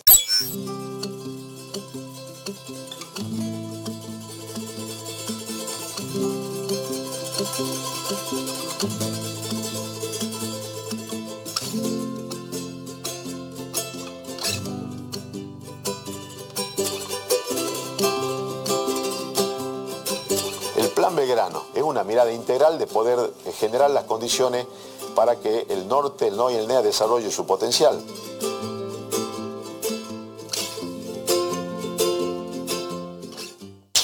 Bueno, ahí tienen, el Plan Belgrano. ¿Saben cuánto hay hecho el Plan Belgrano? Eso que se había anunciado que iba a cambiar el noroeste argentino. ¿Por qué? Porque era la manera de abolir los nidos del clientelismo, del justicialismo. Bueno, de las 344 obras previstas, solamente, mejor dicho, de las 344 obras previstas, muy pocas se hicieron. Y de esas 344 obras, 169 figuran con un 0% de ejecución, o sea que no se hizo nada. Absolutamente nada. A eso tenés que agregarle rutas, o sea, infraestructura. Se había anunciado también obras hidroeléctricas que tampoco se hicieron. O sea, en definitiva, lo que fue sorprendente, porque todos realmente esperábamos una reivindicación de uno de los sectores más alejados y desprotegidos de la República Argentina, no se hizo absolutamente nada. Fue tan solo un anuncio. ¿Pero cuánto cabalgaron y anunciaron que se venía el Plan Belgrano? Y hay algunos puentes que se cayeron, digamos, unas cosas mínimas, sí, y después nada. Absolutamente nada. Nada. Esto que les estoy diciendo, estas 169 obras con el 0% de ejecución. Con fuentes oficiales. Que dio Marcos Peña. Exactamente, con fuentes oficiales. O sea que efectivamente ahí no tenemos ninguna cuestión de interpretación, de ahí no es... nada. Eso es INDEC y lo que dijo el mismo Marcos Peña. Ahora vamos a ver otra de las cosas que se anunciaron. Claro, también tengan en cuenta que buena parte de estas cosas no se ven en Capital. Porque en Capital, mal que mal, como se fue Macri y vino Larreta, el financiamiento estaba más o menos garantizado. Pero en el interior del país, por donde uno anda, ve los carteles y ve la obra parada. Esta es la realidad hoy de lo que pasó con este gobierno. Lanzó los globos amarillos, pusieron los carteles, no los ponían desde que asumieron la presidencia de la Nación, ya no son más carteles amarillos, son celestes y blancos. Están los carteles, pero al lado de los carteles está creciendo el pastito porque las obras están paradas. Esto es el puente Chaco-Corrientes. Ustedes saben que entre Resistencia y Corrientes hay un puente. Y van a hacer un segundo puente. Vean cómo está. La verdad que es una mega obra que va a implicar kilómetros de viaducto y lo que se está planteando es la obra de la circunvalación tanto para la ciudad de Resistencia como para la ciudad de Corrientes. Este es el anuncio. Ahora vean cómo está en una imagen de Google Earth. ¿Qué hay de este puente? A ver si lo podemos ver. Acá tienen. Nada. Nada. Nunca se empezó. ¿Por qué no se empezó esto? Porque lo iban a ingresar en los PPP, se cayeron los PPP porque efectivamente... Hablemosle a la gente, participación público-privada. Cuando se acabó la plata del Estado, apostaban a que le daban la obra, que le pusieran la plata del privado y después la recuperaba, con el peaje, con lo que fuera. Esto nunca sucedió tampoco. El problema es que... Nadie quiere poner plata en construcción de infraestructura. El financiamiento que vos necesitas para esa obra de infraestructura hoy es muchísimo más caro, te saldría que hacerlo por parte del Estado. O sea, el Estado accede a capital financiero mucho más barato que cualquier privado. Por ende, los PPP están todos suspendidos. Y aquí era una obra de 700 millones. Vos decías, acá en capital parece como que todo está funcionando. Lo que pasa es que tenés una inversión de cerca de 3.500 millones de dólares de soterramiento de Sarmiento, que todos lo vimos acá en Palermo, y tenés la autovía esa del Bajo, ¿no? La que va a pasar allí cerca de Puerto Madero. Pero eso en el interior de la Argentina no existe. No existe más. Este puente directamente se dio de baja. Se acabó. Otro de las grandes obras realmente importantes para la infraestructura y para la conexión de lo que tanto se habla, para que las mercaderías argentinas puedan llegar al oriente asiático con menor costo logístico, porque ustedes saben que traer las aceitunas de Rioja a Buenos Aires cuesta más caro que mandarla de acá para China. Todo eso que hemos escuchado a lo largo de años, para eso es que se iba a hacer el túnel de Agua Negra en San Juan. ¿Y qué pasó? Tampoco se hizo absolutamente nada. La licitación, que ya estaba todo para anunciarse, no se llamó, pero con una característica. Acá tenés el financiamiento del BID incluso. ¿Está la plata? Está la plata. Lo que se demoró efectivamente con la mala gestión, porque en algunos casos, como decíamos anteriormente, con estas iniciativas privadas, tenés una coyuntura de que no tenés financiamiento. Todo por los aires, pero antes se demoraron y fueron ineficientes. Acá lo que ocurrió es que efectivamente vos tenías el financiamiento del BID y la licitación se paró. Vean qué pasaba, cómo iba a ser el túnel de Agua Negra y después qué fue lo que sucedió. Ubicado al norte de San Juan, a 262 kilómetros de la ciudad, es uno de los 13 pasos fronterizos priorizados que unen a Argentina y Chile. La ejecución de esta obra vinculará directamente a San Juan con la región de Coquimbo a través de la Ruta Nacional 150 en Argentina y la Ruta Internacional 41 en Chile, situado en el extremo oeste de la quebrada del río Colorado. Hasta la quebrada de San Lorenzo, el túnel de Agua Negra reemplazará la actual conexión por El Paso, ahorrando 60 kilómetros de recorrido. Bueno, todo eso tan lindo no va a suceder. ¿Cómo decía lo de la profundización del comercio? Claro, hicimos un acuerdo con Chile, se votó en la última sesión del año, en la Cámara de Diputados, en la cual se ratifica, incluso se agregan nuevos puntos en el Tratado de Libre Comercio con Chile. Y para ese tratado de libre comercio, obviamente el desarrollo de la República Argentina y sacar las exportaciones por Chile es vital, ¿no? Eso es estratégico. Los ejes transversales de la Argentina, no solamente para la Argentina, sino para sacar parte del sur de Brasil hacia el Pacífico, la mejor forma, entre otras, es transversal, sí. Es transversal. Muy bien, bueno, en este caso no se hizo absolutamente nada, teniendo incluso el dinero, el financiamiento del BID. Otra, Puente Santa Fe-Paraná, también, mucho anuncio, fue Macri, anunció que va a haber un Puente Santa Fe-Paraná, había participación público-privada, aquí tienen el spot, ya saben el final. Y empezando desde el margen este, la obra va a incluir un importante sector de la circunvalación de Paraná, un puente que cruza el cauce principal del río, aguas arriba del túnel, pero muy cerca también del túnel, y le permite aprovechar la ruta 168 existente en un buen tramo. Lindo, ¿no? Seguimos con el eje transversal. Obviamente esta es mi provincia de Santa Fe, que tiene un antecedente, el túnel subfluvial. Qué lindo render que hace. Después las obras no están, pero los renders mira qué son lindo, lindos, están bárbaros. La verdad que tienen un buen diseño. Recordad que el túnel subfluvial también se hizo porque el Estado Nacional, como el río es jurisdicción nacional, no permitió que se haga el puente entre Santa Fe y Entre Ríos, con lo cual Uranga, gobernador Uranga de Entre Ríos y el gobernador Silvestre Benis de Santa Fe, decidieron decir, bueno, está bien, como la parte de abajo es nuestra, nosotros hacemos el túnel. Y lo pagó la provincia de Santa Fe y la provincia de Entre Ríos. Hay una reparación histórica, esta iba a ser la reparación histórica.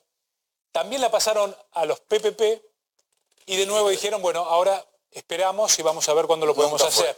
Y estamos haciendo la conexión, de nuevo, Rolando, entre todo lo que es el sur de Brasil, la producción, Uruguay, el centro, Entre Ríos, Córdoba y Santa Fe, y a eso llevarlo hacia el Pacífico y principalmente al mercado chino. ¿Cuánto cabalgaron los voceros de Cambiemos con que la penuria de la infraestructura y el atraso en la infraestructura no han hecho casi nada? Estamos hablando de cerca de 750 millones de dólares. Si vos lo tomás en términos de presupuesto de la República Argentina, es absolutamente nada. Esta le va a encantar a Ricardo Lasca, la autovía 19, vean el spot.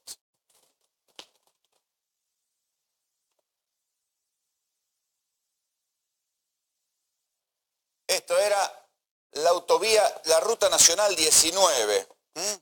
Ahí está, se hizo una parte muy pequeña de lo que se construyó y todo lo que quedó sin construir. Fue prometida por el presidente Mauricio Macri en 2016. En 2017 dijo que iba a estar lista para 2019. A fines del año pasado, la empresa despidió a 200 obreros. Ahora sí, el spot. Para que las obras avancen, hace falta unión, trabajo y esfuerzo. Por eso, gracias a la unión, al trabajo y al esfuerzo de los cordobeses, la autovía Córdoba-San Francisco avanza a paso firme. El tramo Córdoba-Montecristo marcha a buen ritmo y la construcción del trayecto comprendido entre Montecristo y Río Primero ya se encuentra en licitación. Y vamos por más. Así, con nuestros propios recursos, podremos continuar trabajando para unir definitivamente a San Francisco con la ciudad de Córdoba, brindando más seguridad y desarrollo al este provincial. Seguimos avanzando. Córdoba no para. Este es un spot provincial, pero la autopista iba a ser una autopista nacional para sacar, lo que tantas veces se dice, la producción cerealera de la zona núcleo. ¿Cuántas hay de estas, Ricardo? No, casi todas, porque acá el tema fundamental es que las PPP son una estafa vial. Ha sido un fracaso en países del primer mundo como Inglaterra, Grecia, han tenido que salir a rescatarlas. ¿No funcionaron en otras partes del mundo? Por supuesto, ya está la prueba. Aparte, lo peor que siempre lo dijimos que es PPP más seguir con el sistema fracasado de peaje. O sea, son dos cosas que son un escándalo. Y te quiero recordar, Rolando, que encima se creó una vialidad paralela para hacer estos negociados, Corredores Viales Sociedad Anónima. ¿Una vialidad paralela?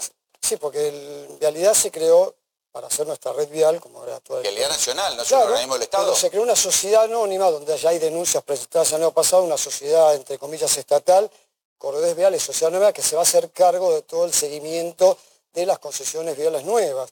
Menos mal que no están haciendo pues yo digo, si está la Dirección Nacional de Vialidad, ¿para qué creamos una empresa con el costo que tiene que es una empresa totalmente... ¿Y para qué? Para hacer estos negocios y negociados que se siguen haciendo con la red vial. Porque acá seguimos con más de lo mismo, Rolando. Vos fíjate que dentro de las concesiones nuevas de las PPP han ganado lo mismo de siempre. La Patria Contratista, el Club de Peaje, los Amigos del Poder. Seguimos con más de lo mismo. O sea, cambiemos y seguimos con más de lo mismo, Rolando. Negociados con la obra pública. Sí. Hay otro aspecto que me parece que es interesante destacar, que es cuando vos haces una obra importante, relevante de infraestructura, calificás territorio, calificás suelo, ¿sí? Entonces, los países, digamos, el país más importante en términos de grandes obras de infraestructura, calificando suelo, siendo un país chiquitito, es Holanda, ¿sí? Yo les quiero hacer una pregunta a todos, que es ¿quién pagó el puente de Brooklyn? No sé. Brooklyn. ¿Quién va a pagar el puente de Brooklyn? Si el puente de Brooklyn lo pagó Brooklyn. ¿Cómo se pagó, digamos, el mecanismo financiero? El municipio de Brooklyn, que decía que... No, el valor infernal que tomó una isla de porquería enfrente de Nueva York, que no servía absolutamente para nada, cuando le hicieron un puente. Ese valor infernal, ¿sí?, pagó el puente de Brooklyn. Después que hubo un tipo pícaro que se le ocurrió cómo hacerlo, una emisión de acciones, voy a esto. Holanda corrió al Mar del Norte, o sea, nosotros no le podemos poner cloaca al conurbano, y hace 400 años los holandeses dijeron, estamos acá abajito, el mar está ahí arriba, nos va a inundar, corrámoslo. ¿Qué pasa? Cuando vos calificás suelo a partir de una obra pública, nada te impide, ¿sí?, no cobrar un impuesto. Un impuesto es algo que vos le imponés a otro. Hay algo que es diferente, que es financiar una mejora acudiendo al mercado de capitales para hacerte de un dinero, generar una obra, generar un valor, el camino de los remeros en Tigre, ¿se entiende? O sea, uno va y dice, che, a ver, esto funcionó. Sí, alguien hizo 4 barrios privados, puso una guita, no se anda, funciona. Los países del mundo que prosperan, la red de subterráneos de Barcelona no la pagó ni Francia, Alemania a través de la Unión Europea, ni se la pagó Cataluña, que estaba gobernada por la derecha catalana y no por la izquierda catalana, ni el PSOE ni el Partido Popular de España que gobernaban en Madrid. La pagaron los vecinos de Barcelona, porque Barcelona con subte valió una fortuna. Este problema, si yo lo analicé porque me pidieron en su momento un análisis de factibilidad, no del plan Belgrano, sino del plan de inversiones del Belgrano Cargas. El plan de inversiones de Belgrano Cargas era una friolera de gasto infernal, un fabriquemos guita o pidámosla, gastémosla. Y después vemos. Y lo que no había era que vos a lo largo de una vía férrea trazás una línea de tantos kilómetros para acá y con un gradiente, digamos.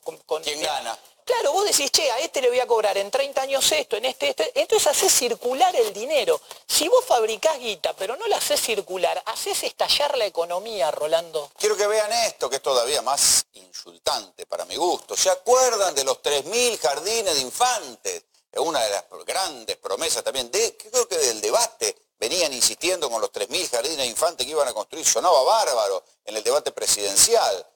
¿Qué quedó de esos 3.000 jardines de infantes? Poco. Jamás tomaría una decisión en contra de los argentinos. Tenemos que trabajar juntos para lograr que todos los chicos en la Argentina hayan nacido en el lugar que hayan nacido, tengan las mismas herramientas para salir adelante. Ese es un Estado presente. Ese es un Estado que le da igualdad de oportunidades a todos. Eso es justicia social, como diría el gobernador Berna. Y por eso estamos acá, comprometidos a construir 3.000 jardines en estos 4 años. Y para aquellos que no quieran que podamos crecer, les doy una mala noticia. Somos muchos los argentinos que ya hemos decidido aprender de nuestros errores y que vamos a caminar juntos todos los días, a construir esa Argentina. Bueno, ahí está el anuncio, Macri insistiendo en los 3.000 jardines de infantes y... 600 se hicieron. 600. 600, sobre 3.000, 600. Pero no era que se habían reformulado... Después lo reformularon y dijeron, bueno, vamos a hacer aulas, 10.000. Dice, bueno, vamos a hacer 10.000 aulas, que es más o menos lo de estos 3.000 jardines, 10.000 aulas. Bueno, de las 10.000 aulas solamente hicieron 2.000. 2.800 se va a calcular que van a terminar con suerte el año que viene. O sea, en la gestión de los 3.000 llegamos a un 20% de lo prometido. 1 millón, y te cierro con 2 o 3 más si querés, 1 millón de créditos hipotecarios que se iban a dar, 123.000 se dieron. Y no se van a dar a lo largo de este año que nadie califica. 800.000 se tendrían que dar en esto, con lo cual también es otra de las promesas. O sea, En el periodismo hay una máxima que dice, la opinión es sagrada, los hechos son sagrados, las opiniones son libres. Bueno, obviamente que podemos opinar, tenemos miles de maneras de ver la Argentina. Ahora, en cuanto a estas promesas incumplidas, creo que está demostrado. Fernando. Sí, de los 3.000 jardines tenemos uno en Esteban Echeverría que inició... Ah, bueno. Sí, uno. ¿Qué te quejas? No, te voy a contar. Inició la gestión anterior, quedó en un 70% terminado, tenían que continuar el 30% hace 3 años y no lo terminan. Y me ofrezco como municipio a terminarlo gratuitamente desde el municipio y hace 3 años que están dando vuelta con los papeles y no terminan los papeles para cedérmelo al municipio y yo estoy en persona toda la semana llamando a la provincia y a la nación para que me cedan el jardín, poder terminarlo a costa del municipio y poder inaugurar ese jardín. Y no solo el jardín, yo recién escuchaba rutas, tengo la ruta 58 de Canning que empezó en la gestión anterior y hace 3 años que está sin terminar, permanentemente con inconvenientes, una obra menor que atraviesa toda la localidad de Canning que divide 6 a Esteban Echeverría. Recién decía que ¿Esa es la 200, no es la 205? Sí, que cruza con la 205. La 58 está... Mira, es una obra menor, porque la verdad que es una obra que se tendría que terminar en 6-8 meses, está la base hecha, ya quedó gran parte de la obra hecha, hay una parte de unas rotondas que está en hormigón que ya tendría que terminarse. Me ofrecí como municipio a terminarla desde el municipio. No me autoriza la provincia de Buenos Aires a ejecutarla al municipio. Tengo un hospital. O sea que, ¿ves? Aún cuando la quieran terminar, cuando a él le convenga, no lo dejan. No te dejan. Tengo un hospital de 20.000 metros cuadrados terminado, equipado y cerrado, donde el PAMI no lo pone en funcionamiento, tampoco permite que el municipio Esteban Echeverría lo ponga en funcionamiento y está cerrado. Y tengo también una secundaria a medio terminar, ya está a medio terminar, está en un 90 y pico % terminada y tampoco la terminan ni me autorizan a hacerlo. Como experta en comunicación, los dispositivos de propaganda generan siempre ilusión en la gente y después siempre terminan generando la desilusión. A ver, eso mirá, yo tengo... Dejemos hablar a la señora, vamos. Perdón, Alcira. Sí, el tema es que efectivamente acá el Durán Barba y compañía utilizan lo que se llama ingeniería social y a través de Big Data y una serie de mecanismos bastante avanzados. Le dicen a cada uno lo que quiere escuchar. No, y tiene una capacidad de manipulación de conciencias impresionante. Pero además, si vos te fijas, los 11 principios de la propaganda de Goebbels, ¿no? Es impresionante cómo aplican uno por uno esta cuestión de achacar al adversario los propios errores. Entonces, pareciera ser que Macri, yo siempre le decía, es una virgencita o una princesita virginal respecto de la corrupción. Verdaderamente hay una serie de datos, contrabando, etcétera, etcétera. Y ahora aparece con la bandera de la lucha contra la corrupción. Es como si Al Capone fuera el rey de la lucha contra la corrupción. Pero lo dice con tanto convencimiento que hay muchos que piensan que no, que solamente hubo corrupción en el gobierno anterior. De esto me parece que es una lógica que además actúa sobre la base de una desarticulación. Pero generaron la ilusión de las obras y las obras no. Claro, pero se basa en la desarticulación del tejido social. Cuando vos tenés que desde la dictadura hasta acá, los trabajadores en blanco con derechos sociales, etcétera, pasaron del 90% de la población activa al 46% y tenés un 54% precarizado, terciarizado, en negro. Cuando ha subido tanto el nivel de pobreza, hay un proceso de desarticulación del tejido social que impide lo que se llama la comunicación alternativa, es decir, viene el mensaje de los medios, se discute, se debate, etcétera, y sale la comunicación alternativa. Bueno, eso se vio. En los 18 años de proscripción del peronismo, peores cosas que las que se dijeron de Perón no hubo. Y sin embargo, no lograron esa manipulación.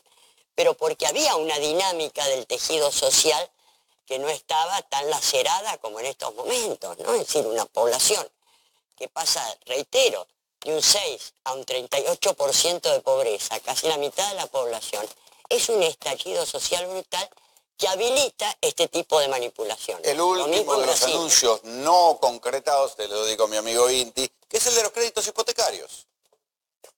También quiero trabajar para que accedas a tu primera vivienda, 1 millón de créditos a 30 años. Lanzaremos 1 millón de créditos hipotecarios a 30 años. Ese es mi compromiso. Vamos juntos.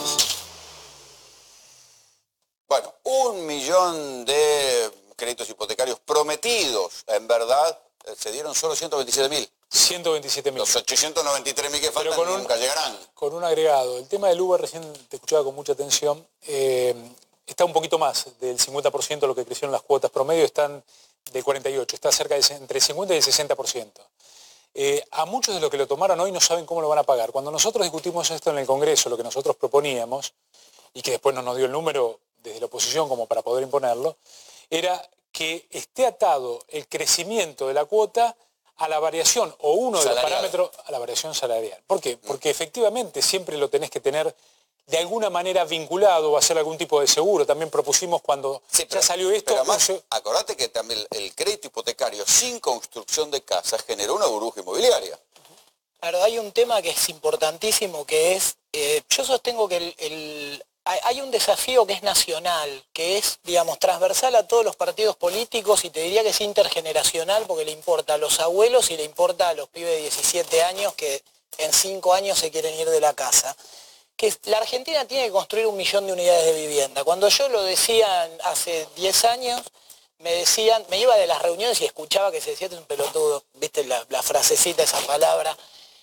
Y hicimos un trabajo entre muchos profesionales y muchas organizaciones de la sociedad civil para posicionar la idea del millón de créditos, o sea, de una política de vivienda que tenía que tener 6 ceros en las 3 fuerzas políticas, logrando en 2015 algo muy piola, que es que Massa asumió que había que hacer 1 millón de viviendas, Macri asumió que había que hacer 1 millón de créditos o de viviendas o de lo que sea, y Scioli también. Yo fui a los 3 actos, digamos, riéndome como loco, sacándole fotos que las he tuiteado y publicado un montón de veces.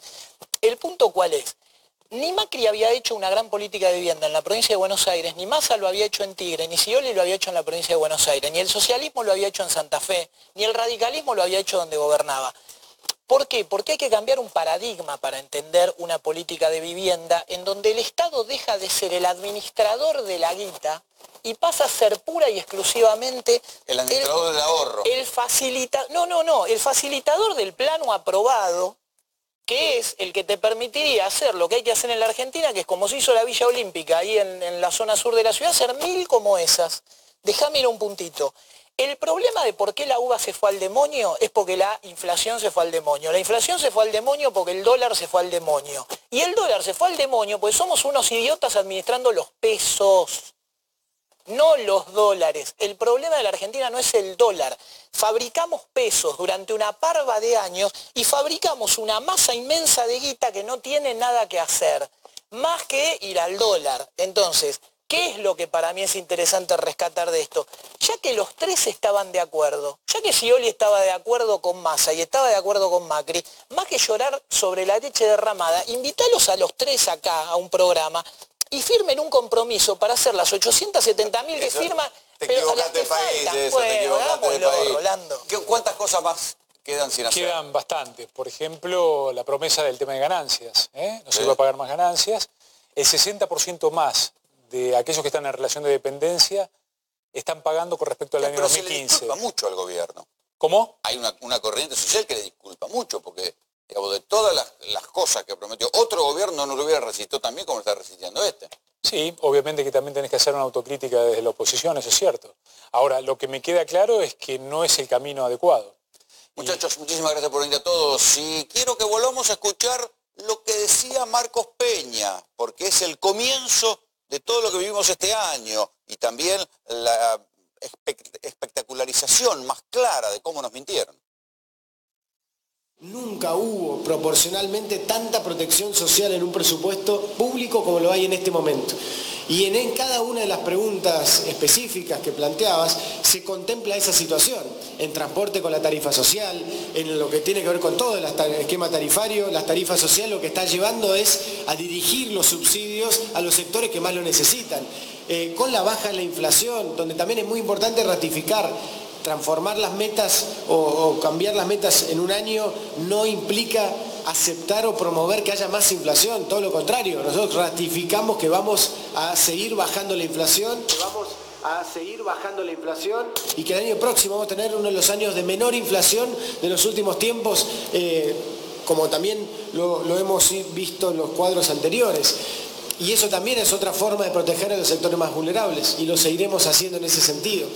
También hemos explicado que el movimiento del dólar no implica inestabilidad económica. El movimiento del dólar no implica inestabilidad económica, porque justamente hemos protegido desde el diseño mismo de este plan económico a la economía de las vulnerabilidades. Hemos protegido desde el diseño mismo de este plan económico a la economía de las vulnerabilidades. Es como que le hemos puesto amortiguadores para asegurar que no nos pase lo que nos ha pasado en otros momentos de nuestra historia, donde se estabiliza muy rápido de un día para el otro, como fue por ahí la convertibilidad u otros esquemas, pero vas acumulando un problema que en un momento estalla. Hoy la economía argentina está diseñada con esos amortiguadores para lograr una transición mucho más cuidada y ordenada. Entonces realmente ratificar en ese esquema que vamos rumbo a un muy buen 2018. Va a ser un mejor 2018 que el 2017, al igual que el 2017 ha sido mejor que el 2016. Y lo más importante es que el 2019 va a ser mejor que el 2018. El 2019 va a ser mejor que el 2018, porque va a continuar la inversión pública, porque va a crecer el empleo, porque va a aumentar el crédito. Va a continuar la inversión pública, porque va a crecer el empleo, porque va a aumentar el crédito, porque va a verse una economía cada vez más dinámica y con más oportunidades. Claro, ahora Javier Milei es como un rockstar, llena teatros, da conferencias, anda de gira por el interior, pero, ¿hace cuánto? Hace un par de añitos, cuando no era tan conocido, y cuando nos empezó a contar estas cosas, yo lo escuchaba atentamente, yo decía, pero él y yo no pensamos muchas cosas, en pocas cosas nos ponemos de acuerdo, salvo cuando nos ponemos a conversar, y yo lo escucho en sus diagnósticos. Entonces, digo, pero puede ser que tenga razón. Y él me acuerdo perfecto aquella conferencia de prensa de Marcos Peña, Sturzenegger y todo, que vos viniste alarmado, decía, esto va a volar por los aires, esto se va al carajo, esto va a volar por los aires. Y todos decimos, este muchacho, ¿está seguro de lo que dice? Bueno, esa conferencia de prensa en la que Marcos Peña decía todo eso, después se comprobó a lo largo de este año que fue como una gran mentira puesta en escena, porque todo salió mal, y tenía razón en ponerte tan loco en aquel momento. Sí, yo recuerdo que ese 28 de diciembre, Cronista Comercial me levanta una nota que es, si yo fuera Sturzenegger renunciaría hoy mismo, y después hay un par de participaciones mías donde señalo todo lo que va a pasar a raíz de esto. O sea, concretamente, esa conferencia de prensa marca el quiebre de este gobierno y lo destruye, o sea, mató a este gobierno. Pero, ¿mentían o no sabían lo que venía? No. ¿Fue mala praxis? No, esto es un problema de incompetencia. Esto es un problema de incompetencia. Sí, no, digo, ojo que con esto, ojo que los mismos, así como estaban los que apoyaban a Marcos Peña de que había que bajar la tasa, que son los 7 que le pone Marcos Peña enfrente a Sturzenegger diciendo, mira, que él no sabía de economía, pero los 7 que tenía al lado decían que estaba todo mal y que vos estabas equivocado, le decían a Sturzenegger. Ojo que desde el mercado, digamos, los chantas también pedían lo mismo, bajar la tasa artificialmente y todo ese tipo de cosas. Con lo cual, digo, lo que pasa es que esos quedaron escrachados. Los otros, digamos... Los otros se equivocaron, sí, los otros ahora están, digamos, corridos, se escondieron. Pero, digamos, los únicos dos que decíamos eso está mal fueron Giacomini y yo. Básicamente, ¿qué fue lo que pasó? Se avanzó sobre la independencia del Banco Central. Aquellos países que tienen bancos centrales más independientes, la tasa de inflación es menor. Entonces, cuando vos avanzás sobre el Banco Central, lo que te va a pasar es que se te va a caer la demanda de dinero. Sí, y sobre todo un gobierno que decía que iba a hacer todo lo contrario. Exacto. Era un gobierno que venía con un programa que no era el de kirchnerismo. Uno podía esperarlo de un gobierno como el kirchnerismo, no de un gobierno de Macri. Claro, ahí digo, lo importante es ver, digamos, qué fue lo que pasó, que es, se te derrumbó la demanda de activos financieros denominados en moneda doméstica. ¿Eso cómo lo ves vos? O sea, viste que hay una operación que dice que si vos subís la tasa de interés, el tipo de cambio cae. ¿Por qué? Porque en realidad, con tus dólares compras pesos y te posicionas en tasa. Eso hace que se te aprecie la moneda, básicamente. Ahora, si vos no querés más estar en pesos, ¿qué pedís? O más tasa o te vas al dólar. ¿Cuándo se ve que se te destruyó la demanda de activos financieros locales? Cuando sube la tasa y cuando sube el dólar a la vez. Fíjate cómo era la situación. El 27 de diciembre Sturzenegger había comprado dólares a 17 pesos. Y la tasa estaba en 27,75. ¿Qué querían? Bajar la tasa. La tasa se fue al 60. El tipo de cambio, claro, el tipo de cambio saltó de 17 a casi 40 pesos, sí, pero en el medio vendiste 25.000 millones de dólares. Que alguien se lo llevó. Sí, esa es una discusión mucho más fina todavía. No solo eso, además, digamos, esa caída en la demanda de dinero lo que hace es generarte un exceso de oferta de dinero que te acelera la inflación. Entonces, por ejemplo, la inflación minorista, que el promedio móvil de 3 meses venía viajando a un ritmo de 18%, hoy la inflación minorista va a estar en torno al 50%. La mayorista, que venía en torno al 12%, va a estar en torno al 80%. Bueno, pero hoy, después iba a decir una barbaridad, después del golpazo que se pegaron, sí, pero ¿aprendieron, corrigieron? No aprendieron nada.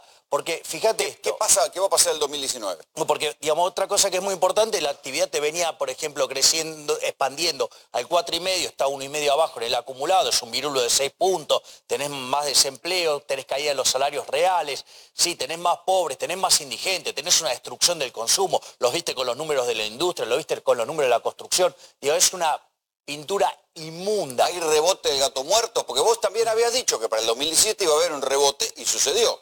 Bueno, lo que está apostando ahora el gobierno, y a mí me parece verdaderamente una agresión al intelecto humano, es decir, no, bueno, la economía va a empezar a crecer en el segundo trimestre. Eso es una... La agresión al intelecto humano suena muy diplomático. Sí, bueno, digo, hoy te tocó el día que estoy, digamos, amigable. A ver, ¿qué es lo que pasa? Vos, en el segundo trimestre del año que pasó, tuviste la peor cosecha en 50 años. Entonces, con que vos hagas una cosecha más o menos, vas a tener un número que mejora. Y eso, digamos, o sea, después se va a sentir tibiamente la economía durante el tercer trimestre. Eso es lo que vos vas a tener. Con lo cual, digamos, o sea, porque acá se discute si la recuperación es una B corta, si es una U. En realidad lo que vos vas a tener es que tenés la caída, vas a tener el rebotecito del segundo trimestre. O sea que el gato muerto se va a mover un poquito. Claro. Pero no es que va a salir como una B corta para arriba, no, va a venir el rebotecito y después se va a volver a estancar, porque no están las condiciones de la economía. No vamos de gato muerto a gato volador, no. No, gato volador, olvídate. O sea, el rebote del gato muerto es un gato bastante pesado, con lo cual va a rebotar poquito. Porque en realidad es un mero evento estadístico.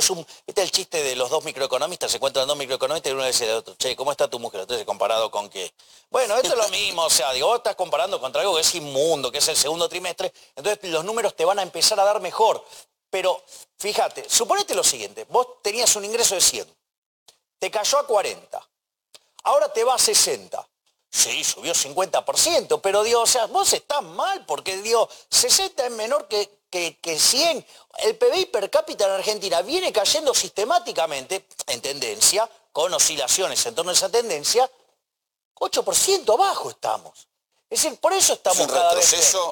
No, claro, por eso digo, o sea, no hay forma de salir, aparte no hay forma, digamos, o sea, ninguno de los motores que puede generar crecimiento funcionan acá. La acumulación de capital no funciona. ¿Por qué? Porque la inversión, digamos, va a terminar en torno al...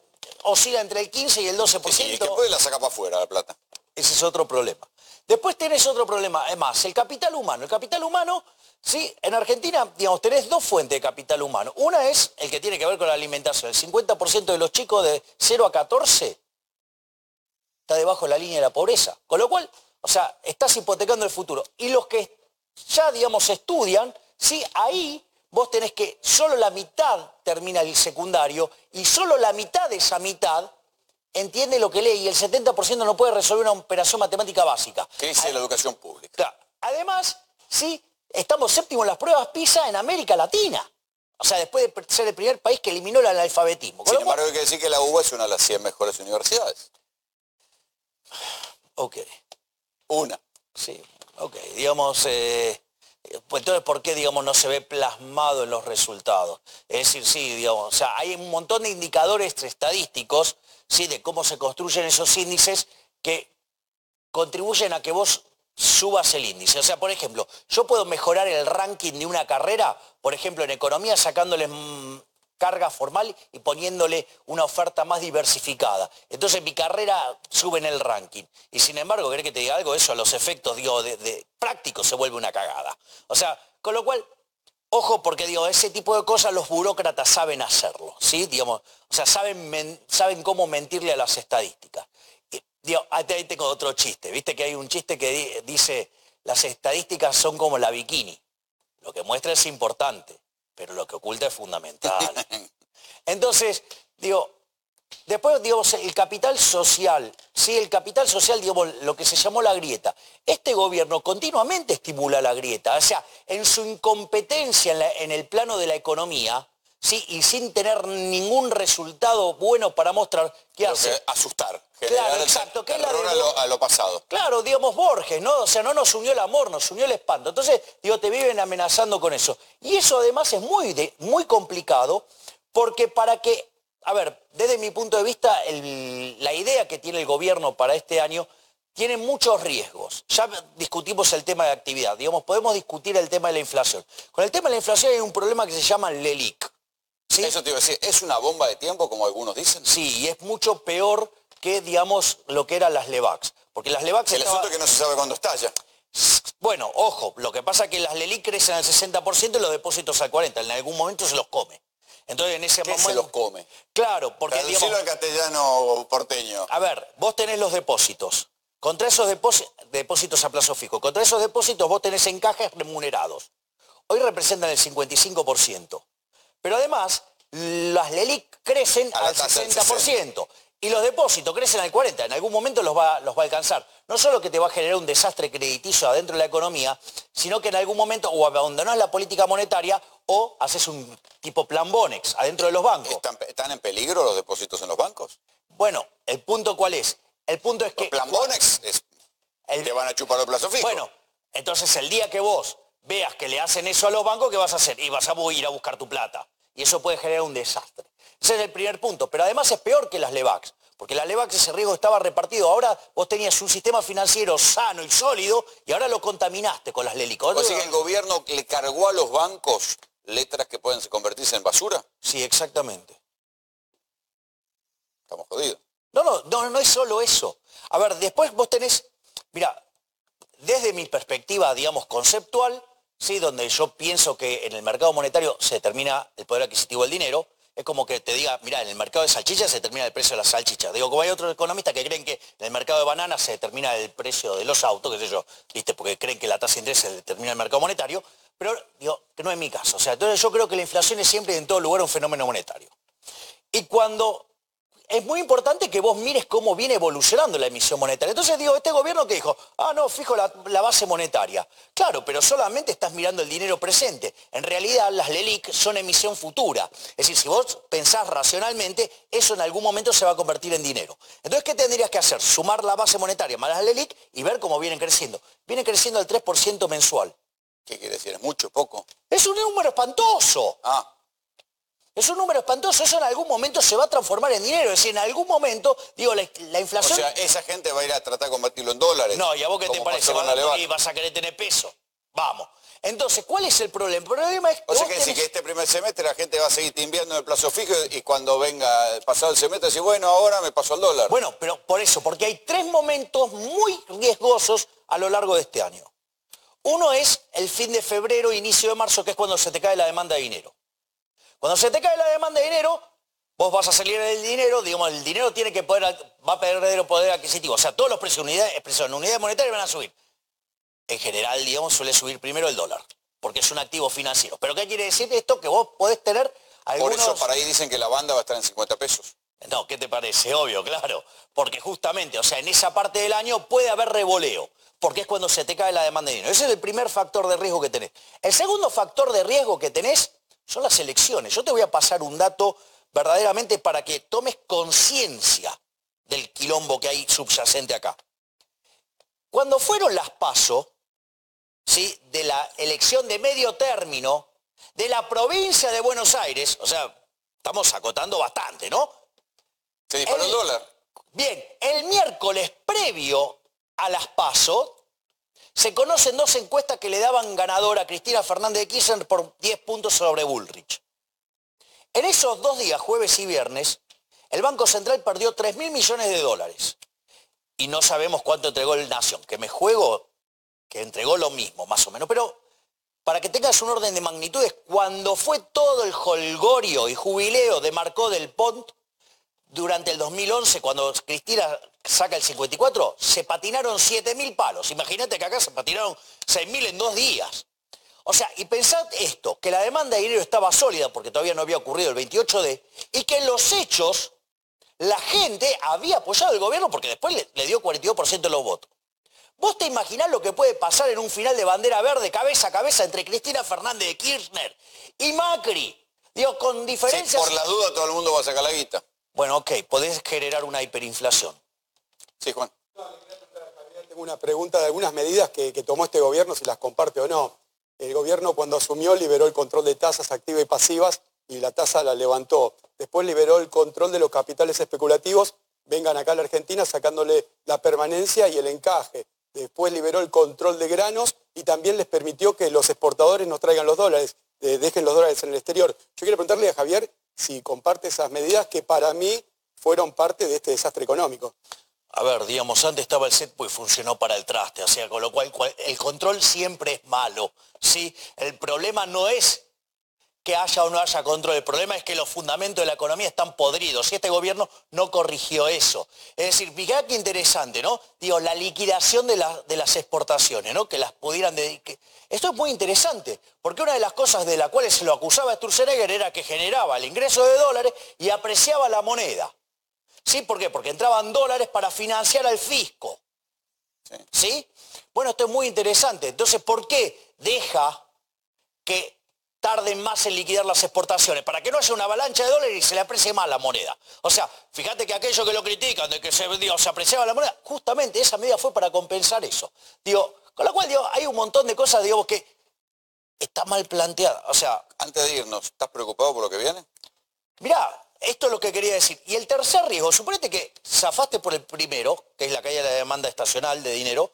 Segundo, que lo que puede derivar en una corrida contra la moneda en el medio de un cabeza a cabeza entre Cristina y Macri.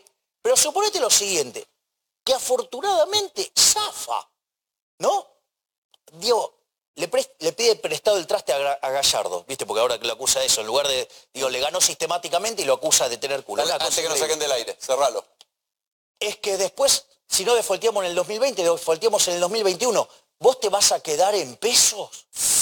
Nosotros nos vamos. Gracias, Javier, gracias por venir. Nosotros nos vamos. Esto fue GPS. Le agradecemos a la gente de los panqueques de Hernán que nos manda comida para que podamos aguantar hasta esta hora. Nos vemos el viernes que viene. Chau. En Tigre nos hicimos cargo de la seguridad antes que nadie. Y hoy nos superamos una vez más. Alerta Tigre Global es un núcleo inteligente de acción operativa que agiliza la velocidad de respuesta y mejora el nivel de solución frente a cualquier emergencia.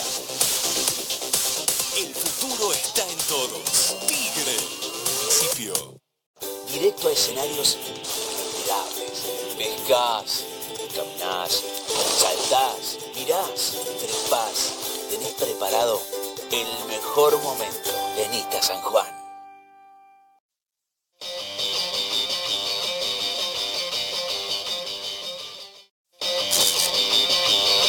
Super fin de semana Coto. Hasta el 10 de enero, elegí la promoción que más te guste. 12 cuotas sin interés o 15% de descuento en un pago exclusivo de nuestra comunidad en todos los productos Top House y Top Home y en productos seleccionados de muchas marcas. Además, hasta el domingo, 40% de descuento más 6 cuotas sin interés o 50% de descuento en un pago en toda la juguetería. Coto, yo te conozco.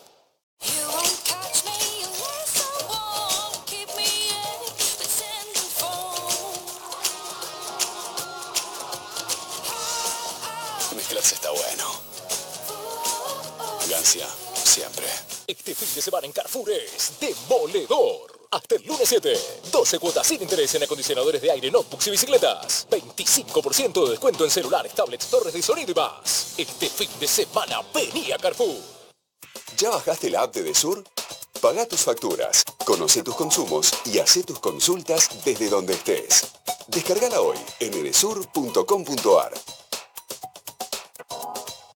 Hasta el domingo, super fin de semana Coto. bife de chorizo y ojo de bife a 179 pesos con 90 por kilo. Tapa de asado a 119 pesos con 90 por kilo. 80% de descuento en la segunda unidad, llevando 2 productos iguales en marcas seleccionadas de yogures y postres lácteos. 4x3 en Coca-Cola por 2 litros y cuarto y 2 litros y medio. Y si sos miembro de nuestra comunidad, 40% de descuento en vinos finos, espumantes y champañas. Coto, yo te conozco.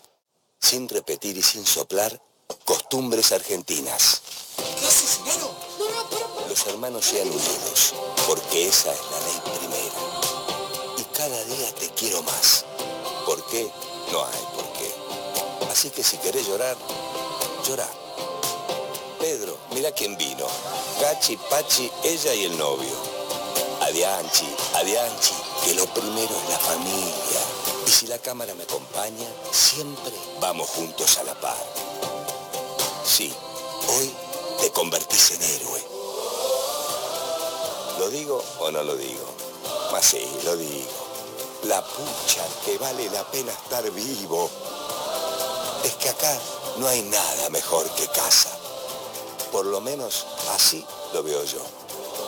Vermú con papas fritas y good show.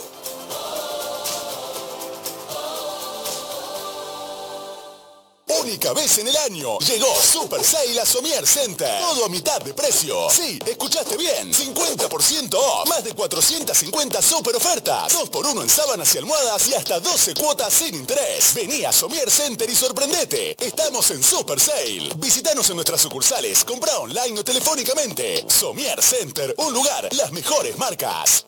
No te pierdas la super promo verano de Telecentro. Disfruta de 10 megas Wi-Fi, más de 70 canales HD, nuevo control remoto que se maneja por voz con acceso directo a Netflix y YouTube. La aplicación Telecentro Play, para mirar la tele en tus dispositivos. Una línea fija con 2.500 minutos libres. Y Wi-Fi Zone para navegar gratis en la calle. Todo por 1.206 pesos finales por mes. Y no te pierdas esta promo. Llama ahora al 6380-0000 o ingresa en telecentro.com.ar. Sábado, 21:30. Andino y el país, en A24. Hasta el domingo, super fin de semana Coto. 70% de descuento en la segunda unidad, llevando 2 productos iguales. En Taragüí, Sussex, jabones líquidos Skip, alimentos congelados seleccionados. Y en galletitas y todos los pañales. 3x2 en marcas de cervezas y agua mineral seleccionadas. Y si sos miembro de nuestra comunidad, 40% de descuento en vinos finos, espumantes y champañas. Coto, yo te conozco.